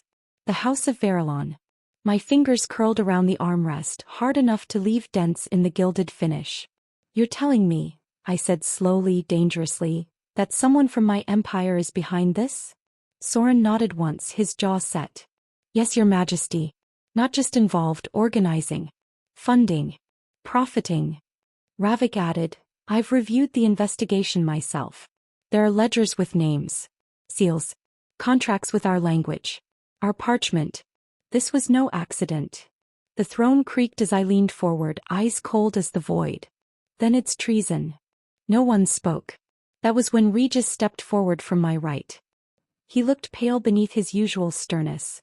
This is no light matter, Cassius, he said grimly. If this spreads, if it reaches the Nivali court. I turned my head slightly toward him, the corners of my mouth twitching. I'm aware. Which is why I'm thinking carefully, before I start removing heads. The Nivali kingdom was proud and protective of their kin, especially the elves. If they believed the empire was trafficking elven children, they wouldn't wait for apologies. They would retaliate. And the first person caught in that storm wouldn't be me. It would be Lavinia. Even if she only had a quarter elven blood, the world would see it. Smell it. Use it. The nobles would whisper. The people would question her right to stand by my side. And when fear turns to rage, even blood ties might not save her. I took a deep breath, then opened my eyes. Razor sharp now, no trace of weariness left. This information, I said slowly, each word enunciated with lethal weight. Who else knows? No one outside this room, Soren replied instantly. We didn't even inform our king. We came straight to you. Good. Smart. I stood from my throne, the golden trim of my robe catching the light like fire. I descended the dais with slow, echoing steps. Each thud of my boots was a warning. Regis. You will assemble a discreet investigation unit. Use my shadow hounds if needed. I want every name, every rat involved in this. He nodded. All right. Soren. I turned to the green-haired elf. You said she called you her brother. She did, he said cautiously. Then you know this as well as I do. I looked him dead in the eye. If this explodes into war, Lavinia will bleed before any of us. So if you claim even a shred of affection for her, you'll help me crush this rot, quietly, thoroughly, and without mercy. Soren nodded, silent, grim, resolute. Then I took the crest from his hand. Cold metal. Etched lies. My fingers closed around it, slow and deliberate, until silver groaned beneath my grip and snapped. Treason, I said again, my voice a low snarl, quiet enough to freeze the marrow. Under my roof. I turned to Regis, my tone razor-sharp. Throw every member of House Farallon into the dungeon. No warnings. No excuses. I'll drag the truth out of their mouths myself. Regis gave a nod. Yes, Your Majesty. Then Ravik spoke, his voice steady despite the storm thickening in the room. Shall we mobilize a unit to search for the missing children, Your Majesty? I didn't hesitate. Yes. Leave no trail unchecked, no den of filth unturned. I want every child found, alive. And as for the monsters who did this. I looked up, gaze like a blade drawn. Erase them. Every last one. Burn their names from the records. Make them ghosts before the sun sets. Ravik nodded once, then turned on his heel, swift as a blade drawn for war. Standing in the echoing throne room, fragments of the crushed crest in my palm, and a storm building in my chest. They dared to stain my reign with filth. They thought I wouldn't see through their rot. Fools. They still haven't learned what it means to defy me. Lavinia's POV. As I grow older, one thing has become painfully clear. Nanny and Morella take far too long picking my dresses. The debates over ribbon color alone could last through a siege. And now look at me late. I stomped down the hallway with all the righteous fury of a wronged princess. All that effort and now I'm going to be late to see Papa, I grumbled to myself. The dress isn't even that different from the last one. I'm 5 years old and I've already lived through a lifetime of stress. Behind me, Marcia toddled along like the faithful little divine beast he was. The throne room doors were just up ahead when... Lavi. I blinked and turned. And there he was. Osric. Standing in the hallway like he'd just stepped off the pages of a fairy tale. Tousled hair that probably defied combs. Freshly polished boots. He postured like he owned the very air around him. He raised a hand in a lazy wave, his lips curling into a warm, disarming grin. Long time no see, he said, his voice smooth as honey tea. I stared at him. For a solid 5 seconds. Maybe 6. Osric. It's been 2 days. He shrugged, that grin deepening like he knew exactly what he was doing. It still felt long. And bam, there it was. That smile. That gentle, devastating smile that looked like it could negotiate peace treaties or get him free cinnamon rolls from any bakery in the empire. Dangerous. Charming. Infuriating. Now that I was really looking at him, something terrifying clicked. Osric was growing handsome. I mean, suspiciously handsome for a 12-year-old kind of handsome. Just a couple of months ago he had that squishy baby face energy, the kind that made you want to poke his cheeks and hand him a cookie. But now, that chubby softness was retreating, replaced by faint shadows of cheekbones and a jawline that whispered, I'm going to ruin lives someday politely. His eyes carried that quiet, future Grand Duke confidence. His whole presence felt heavier, like he was leveling up in real time. He had a main character aura. I squinted. Wait a second. Is this because he's the future male lead? I knew it. Plot armor. Destiny. Puberty with extra sparkle. It was starting. The transformation into a walking, talking romantic novel cover. He was becoming that guy. The kind of guy who made Empire ladies giggle behind fans. The kind who made uptight duchesses mutter. He's quite promising, The kind who'd soon have noble families lining up daughters like appetizers at a royal banquet. "Excuse me, my lady tripped, please catch her." "Oh, how coincidental. My daughter also enjoys fencing, sunsets and having no personality." I could already see it happening. The sparkle. The soft music. Camera angle. The trail of broken hearts. But not me, I thought grimly. I may be the villainess of this story, but I will not be another rose in his reverse harem bouquet. Osric tilted his head at me, still smiling like a cherub with perfect manners. "You okay?" I gave him my best regal nod. "Perfectly fine. Just reevaluating my life choices." He blinked. "At 5 years old? You'd be surprised." Lavinia's POV. "You okay?" I gave him my best regal nod, like a queen who had just dropped her crown and pretended it was on purpose. "Perfectly fine. Just reevaluating my life choices." Osric blinked. "At 5 years old? You'd be surprised."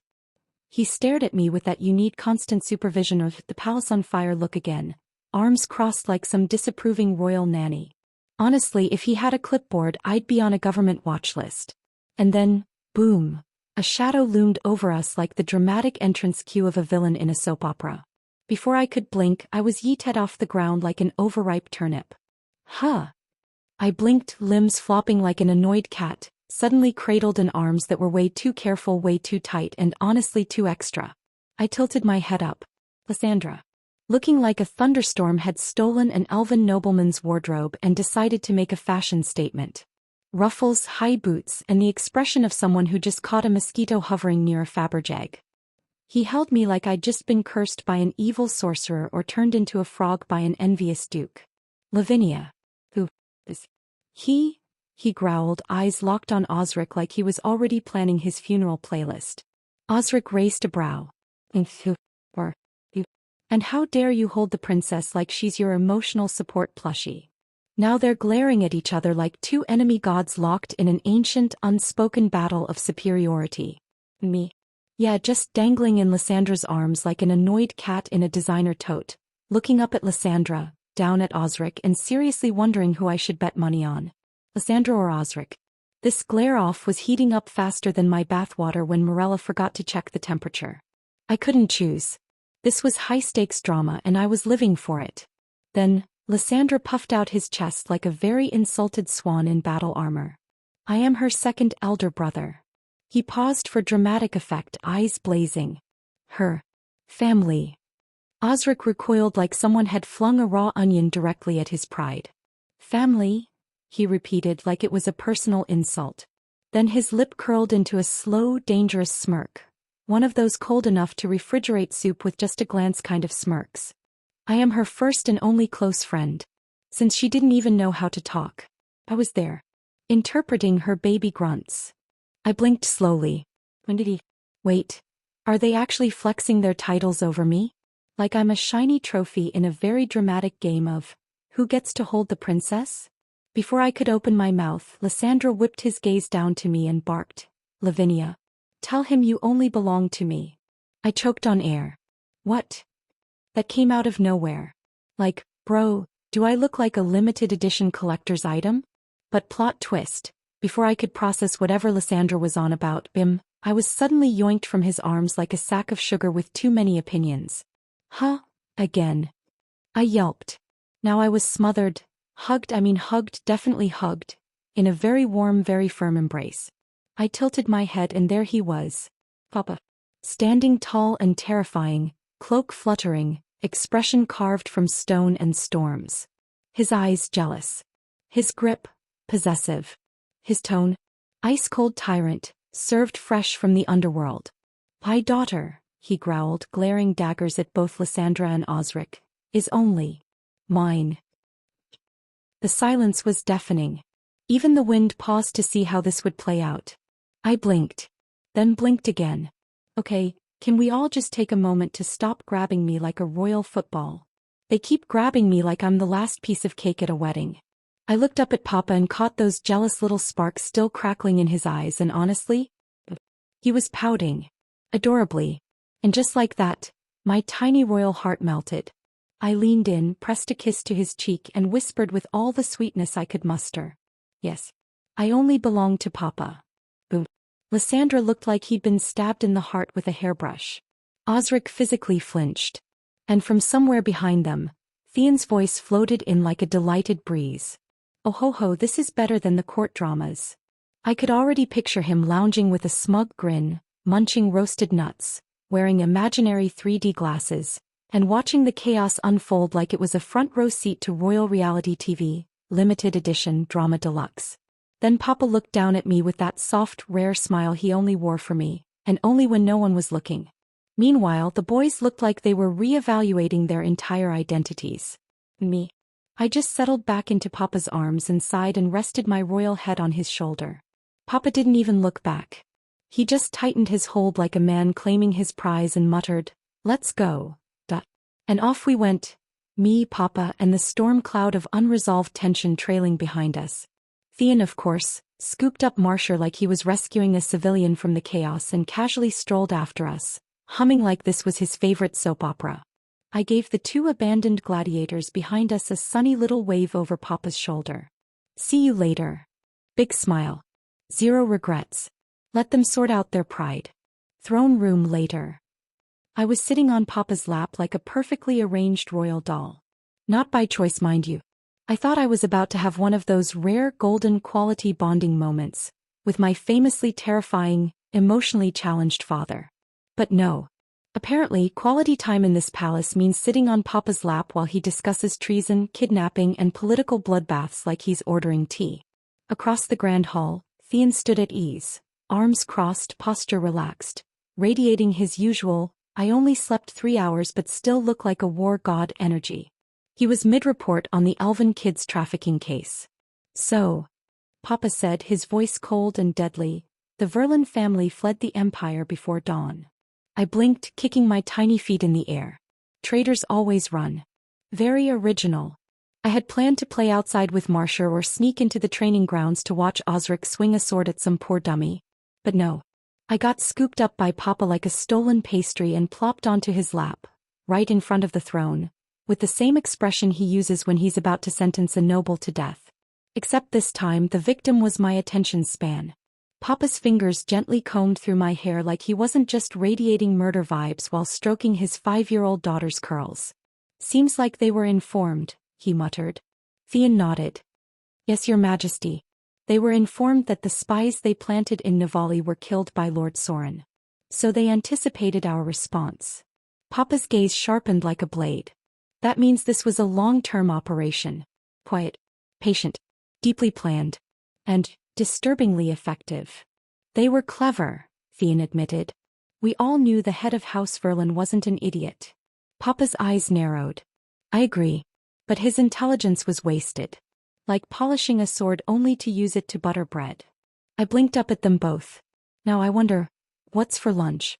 While I was mentally floating in a field of pastries and roast chicken, the mood in the throne room thickened like bad soup. Theon, clearly unfazed by the fact that there was a bored 5-year-old in the middle of this murder planning session, continued, "They've gone dark. No signs in the usual escape routes. But..." He smirked. "Oh. Grand Duke Regis is on their trail." Now that got a reaction. Papa's lips curled into a devilish smirk so sinister it could make entire kingdoms cry into their treaties. "Right," he said, darkly pleased. "Now let's see how far they can run. If Regis is after them, they'll be lucky to make it across a border with their limbs intact." WOW.so casual. So calm.so full of implied murder.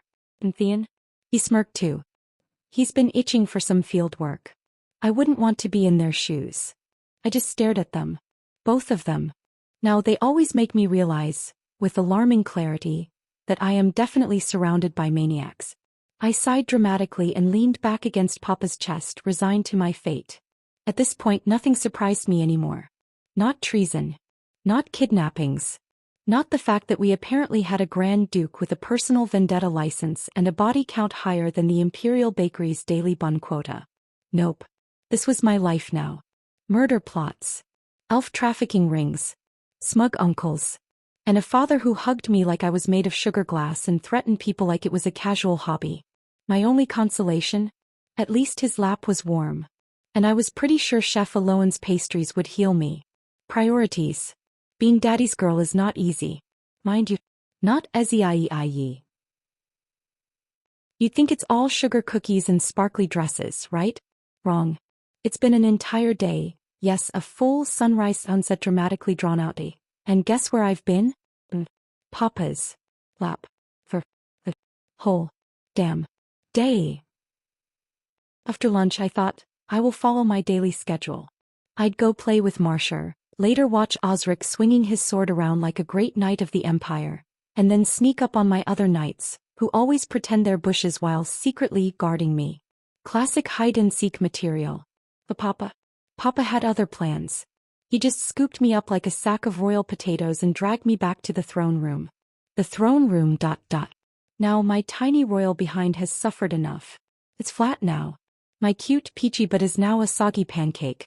I'm not even sure I have a butt anymore. Is it numb? Is it alive? Do butts go to heaven? I craned my neck up and glared at Papa like he was the villain in a tragic opera. I wanted to ask, Papa, do you have thighs of stone? Are you carved from marble? Do your legs not cry for freedom like mine do? Because I'm suffering. And I get it, really I do. He missed me. His Majesty Cassius Devereux, the almighty emperor of the entire known world, missed his precious darling daughter for 2 whole days. That's basically 10 years in daddy time. I respect the grief. But this is love torture. This is lap jail. This is gluteal oppression. And I can't take it anymore, so I made a decision. A brave, rebellious, but saving decision. I jumped. Freedom. Okay, I didn't shout it, but I felt it in my soul. I flung myself from his lap like a soldier leaping into battle, landed with a solid toddler thump on the royal marble floor, and strutted forward with the kind of determination only someone with a sore rear can muster. Behind me I heard Papa's voice, deep, low, slightly panicked. Where are you going? I paused mid-strut, turning around slowly like a drama queen returning for her final monologue. With my eyes dead inside and my lips in a perfectly bored line I said, to play. Even I heard the exhaustion in my voice. Not the kind you get from running, no. This was the exhaustion of a toddler who'd sat through 5 hours of kingdom updates, elven kids trafficking, trade route negotiations, and 6 entire scrolls about border disputes.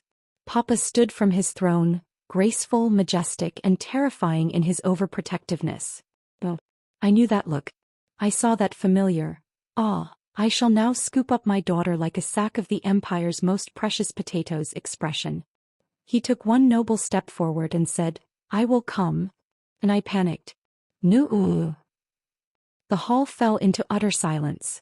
Theon mid-scroll froze with his mouth slightly open. Marcia, who had been aggressively licking his paws, stopped mid-lick and blinked slowly. Even the air stood still. Papa paused. One brow raised. I took a deep breath and pointed at him with all the strength in my 5-year-old arm. Papa. I know. I squinted, trying to remember how to sound very wise and mature. You will pick me up again, I know it. You always do. I see it in your eyes, Papa.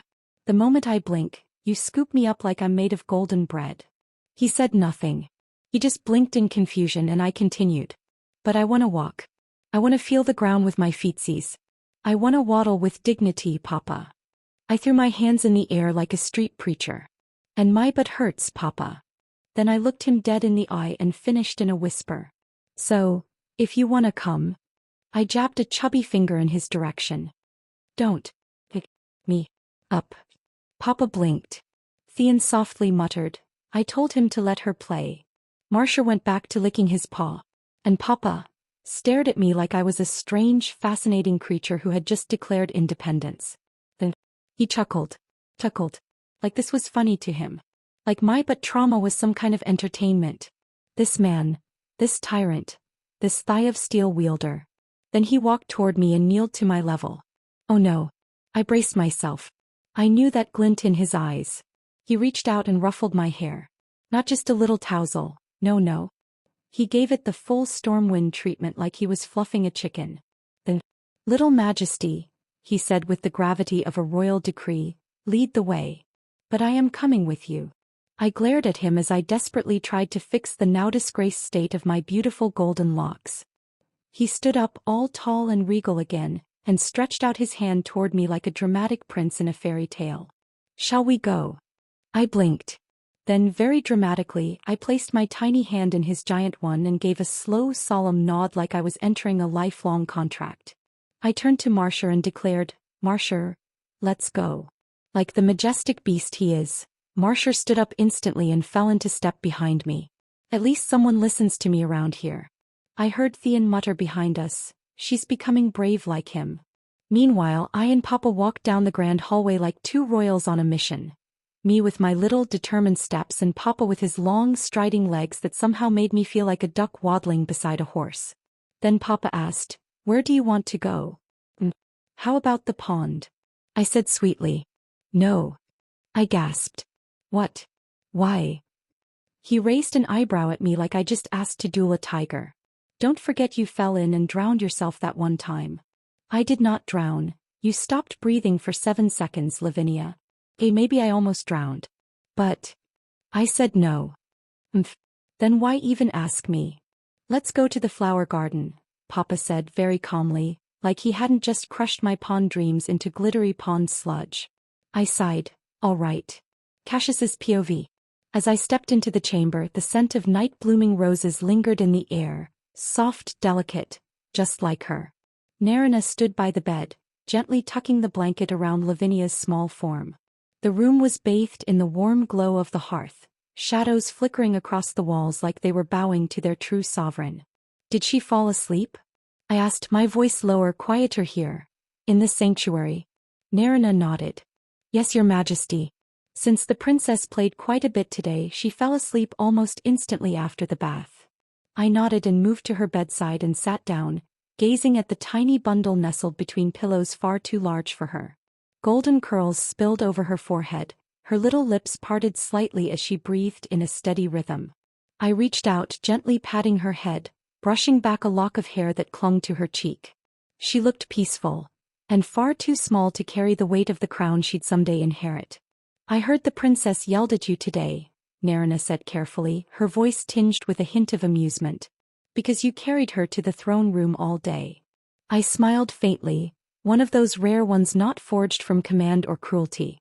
"She's my daughter," I said, watching Lavinia's tiny fingers twitch in sleep as if chasing a dream. "She has every right in the world to yell at me." Narina said nothing to that. She only looked at me the way one looks at a fire from a distance. Warmth from afar but never close enough to touch.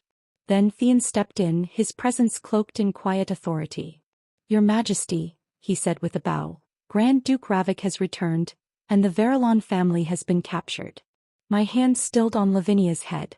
She shifted slightly in her sleep, then with a soft sigh reached for my hand, her small fingers wrapping around mine like a chain made of silk. I let her hold it. She didn't wake. "The children?" I asked, my voice now cooled to steel. "They've been rescued. Safe and unharmed," Theon confirmed. "Lord Thalion and Lord Soren are tending to their injuries." "Good," I said simply, my voice cold and measured. Then I asked, "Did the Verilon family confess to anything?" Theon gave a subtle shake of his head. "Not yet, Your Majesty. Your presence is required."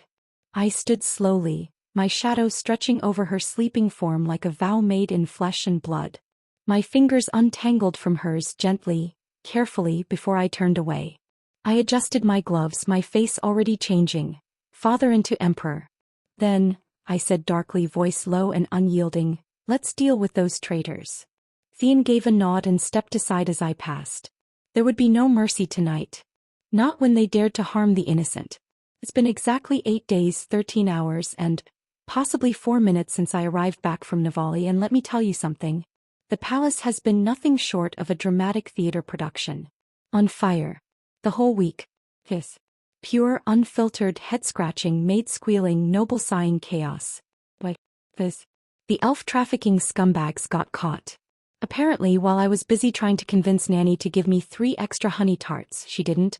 Grand Duke Regis, Ravik, and my forever serious and forever handsome, he says so himself, Brother Soren rescued the kids. And later, Papa personally interrogated them. And by interrogated, I don't mean, "Tell me your name, villain," with stern eyes and a little slap on the table. No. I mean, boom, frick, thud. Splash. Leg breaking. Arm twisting. Possibly intestine churning. I even overheard a knight say very dramatically, the blood was falling from their hands like a red waterfall. Like a waterfall. Please, someone write a sad poem about it. I'm 5 and even I can tell that's poetic material. Papa declared it an act of high treason. And then, he didn't just erase their family from nobility. No. He erased them from the entire map. Like, poof. Gone. History. Who even were they? And now the palace has turned into Whisper Central. I hear the maids everywhere going, did you hear? His Majesty erased them from the archives. Even the family crest is gone. And while everyone's nervously whispering, you know who's really suffering the most. No, not the criminals. Not the elven kids, they're safe and munching pastries now. Papa's assistant. And now, part-time sobbing statue. Because guess what? The entire workload of the now extinct Verilon family landed on his desk like a falling castle tower. Boom. He cried. Like real tears. I saw it. He sat in the corner muttering things like, why did I choose this life? And I should have become a florist. And I miss sleep like it's my long-lost lover. But does he leave? Nope. He just wipes his tears with palace reports and mutters something about pension and honor, and keeps scribbling away. Whatever it was, Fian accepted his fate. Like a tragic side character in a play titled, The Assistant Who Couldn't Escape Taxes. Anyway, that's what's been going on for the past week. But do you want to know what's even more disturbing? More hair-raising? More dramatic than a noble family being wiped from existence? Marshy has fallen in love. Yes. My divine beast. My majestic fluff ball of power. The bringer of storms and chaos. Has fallen in love with a cat. A wandering, fluffy, suspiciously elegant, random palace cat. We were just walking back from the garden. I turned around for 1 second. And the next thing I know, he's making the heart eyes emoji in real life. I swear his tail turned into a heart shape. And when I picked him up to drag him back because hello? You don't court strange cats without a background check. He hissed. At me. His master. The princess. The supreme supplier of snacks. What the hell is wrong with you? I yelled. And he hissed again, all pouty and sparkly-eyed, like I just ruined his royal wedding. Stop hissing. I am your master, and you're not allowed to chase after some random beautiful cat you met 2 minutes ago. She can be a cheater. He huffed. Literally huffed like an overdramatic prince denied his bride. Then he whipped his head away, flung his tail like a diva's scarf, and climbed to the top of my wardrobe with such majestic sass, I almost applauded. This darn divine beast. I muttered. I can't believe this is my life now. Palace politics? Criminal empires? Entire families being deleted like badly written side characters? Sure. Fine. Great. But babysitting a love-struck divine beast who's now writing sad tragic love poems on the top of my wardrobe with his PW? It's just too much. Fine. Stay angry. I muttered, arms crossed, glaring up at the majestic fluff of betrayal. But I can't let you fall in love with her, okay? Yes. I said it. Said. The room went so silent I swear even the wind paused to sip tea. And of course behind me, that was Morella. She's behaving like a mother who's opposing her son's love affair. She whispered like it was a scene from a palace drama. Which apparently it now is. Shoo, let her be. Nanny Chuckles hushed her, but I caught the smile in her voice. They think this is funny? This is parental agony.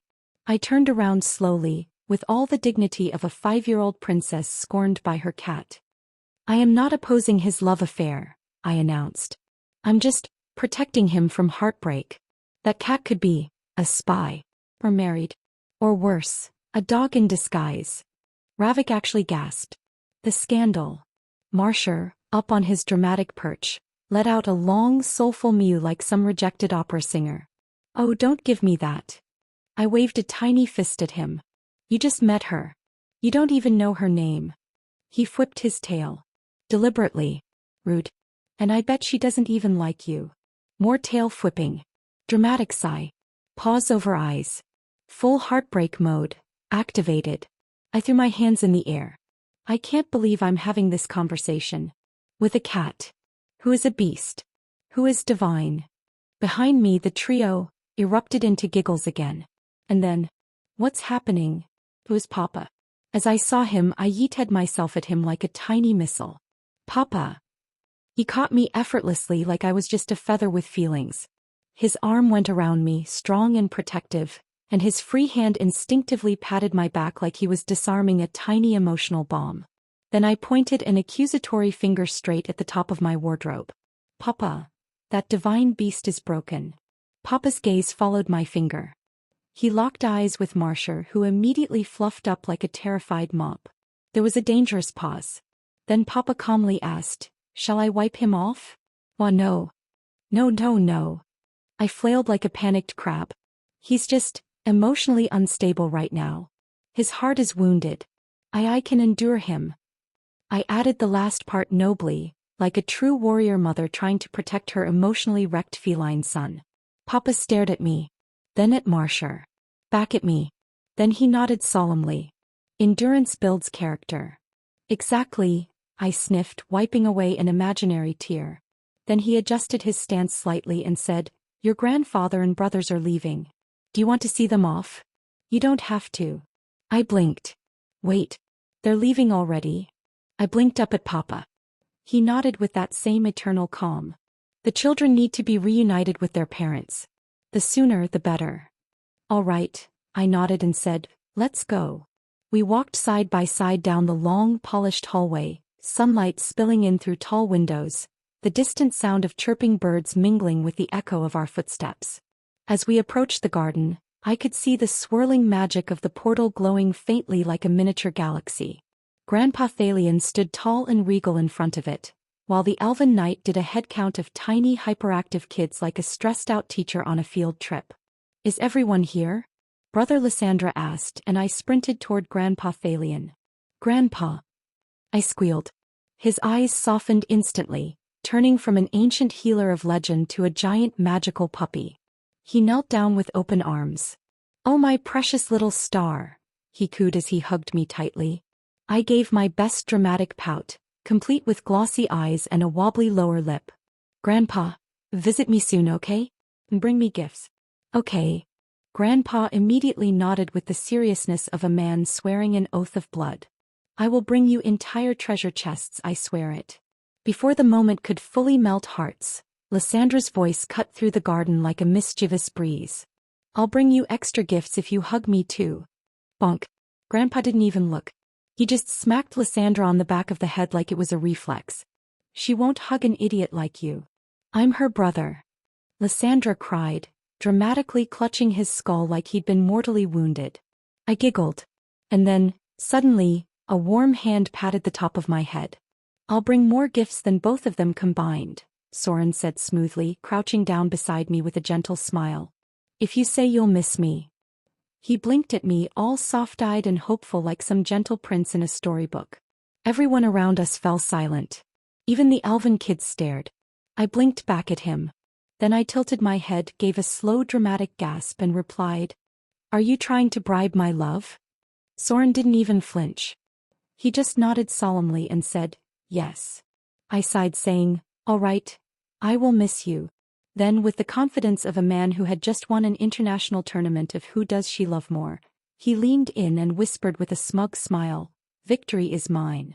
Behind us, Papa stood by the magic portal, the swirling lights reflecting in his unimpressed gaze. His aura screamed, "I have ruled empires, but this is somehow worse." He exhaled like the weight of 1,000 facepalms rested on his shoulders. "If you're all done behaving like children," he said dryly, "you may leave now." Grandpa Thalion didn't even look at him. He simply pulled me into another warm, crushing hug and whispered near my ear like it was a sacred secret, "Miss me more than all of them, okay, my precious star?" I nodded seriously. "I'll miss you the mostest." And just like that, with a final round of hugs, cheerful waves, and a few teary-eyed elf kids clinging to Lysandra's legs before being peeled off, the portal shimmered to life.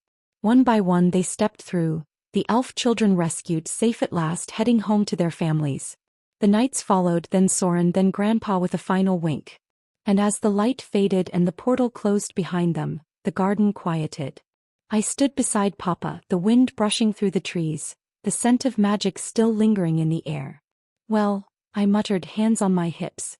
That was a lot. Papa said nothing. Just rested a hand on my head. And with that, the chaos of the week gently came to a close. All right, you bunch of overgrown toddlers. I'm gonna start counting. Everyone hide, and I mean really hide this time. I spun around dramatically, slapping both hands over my eyes like I was in some tragic play. Toe peeking. That's cheating. The garden echoed with the muffled sounds of grown men shuffling around, grown men with swords, shiny armor, and absolutely zero hiding skills. 10 to 9, 8.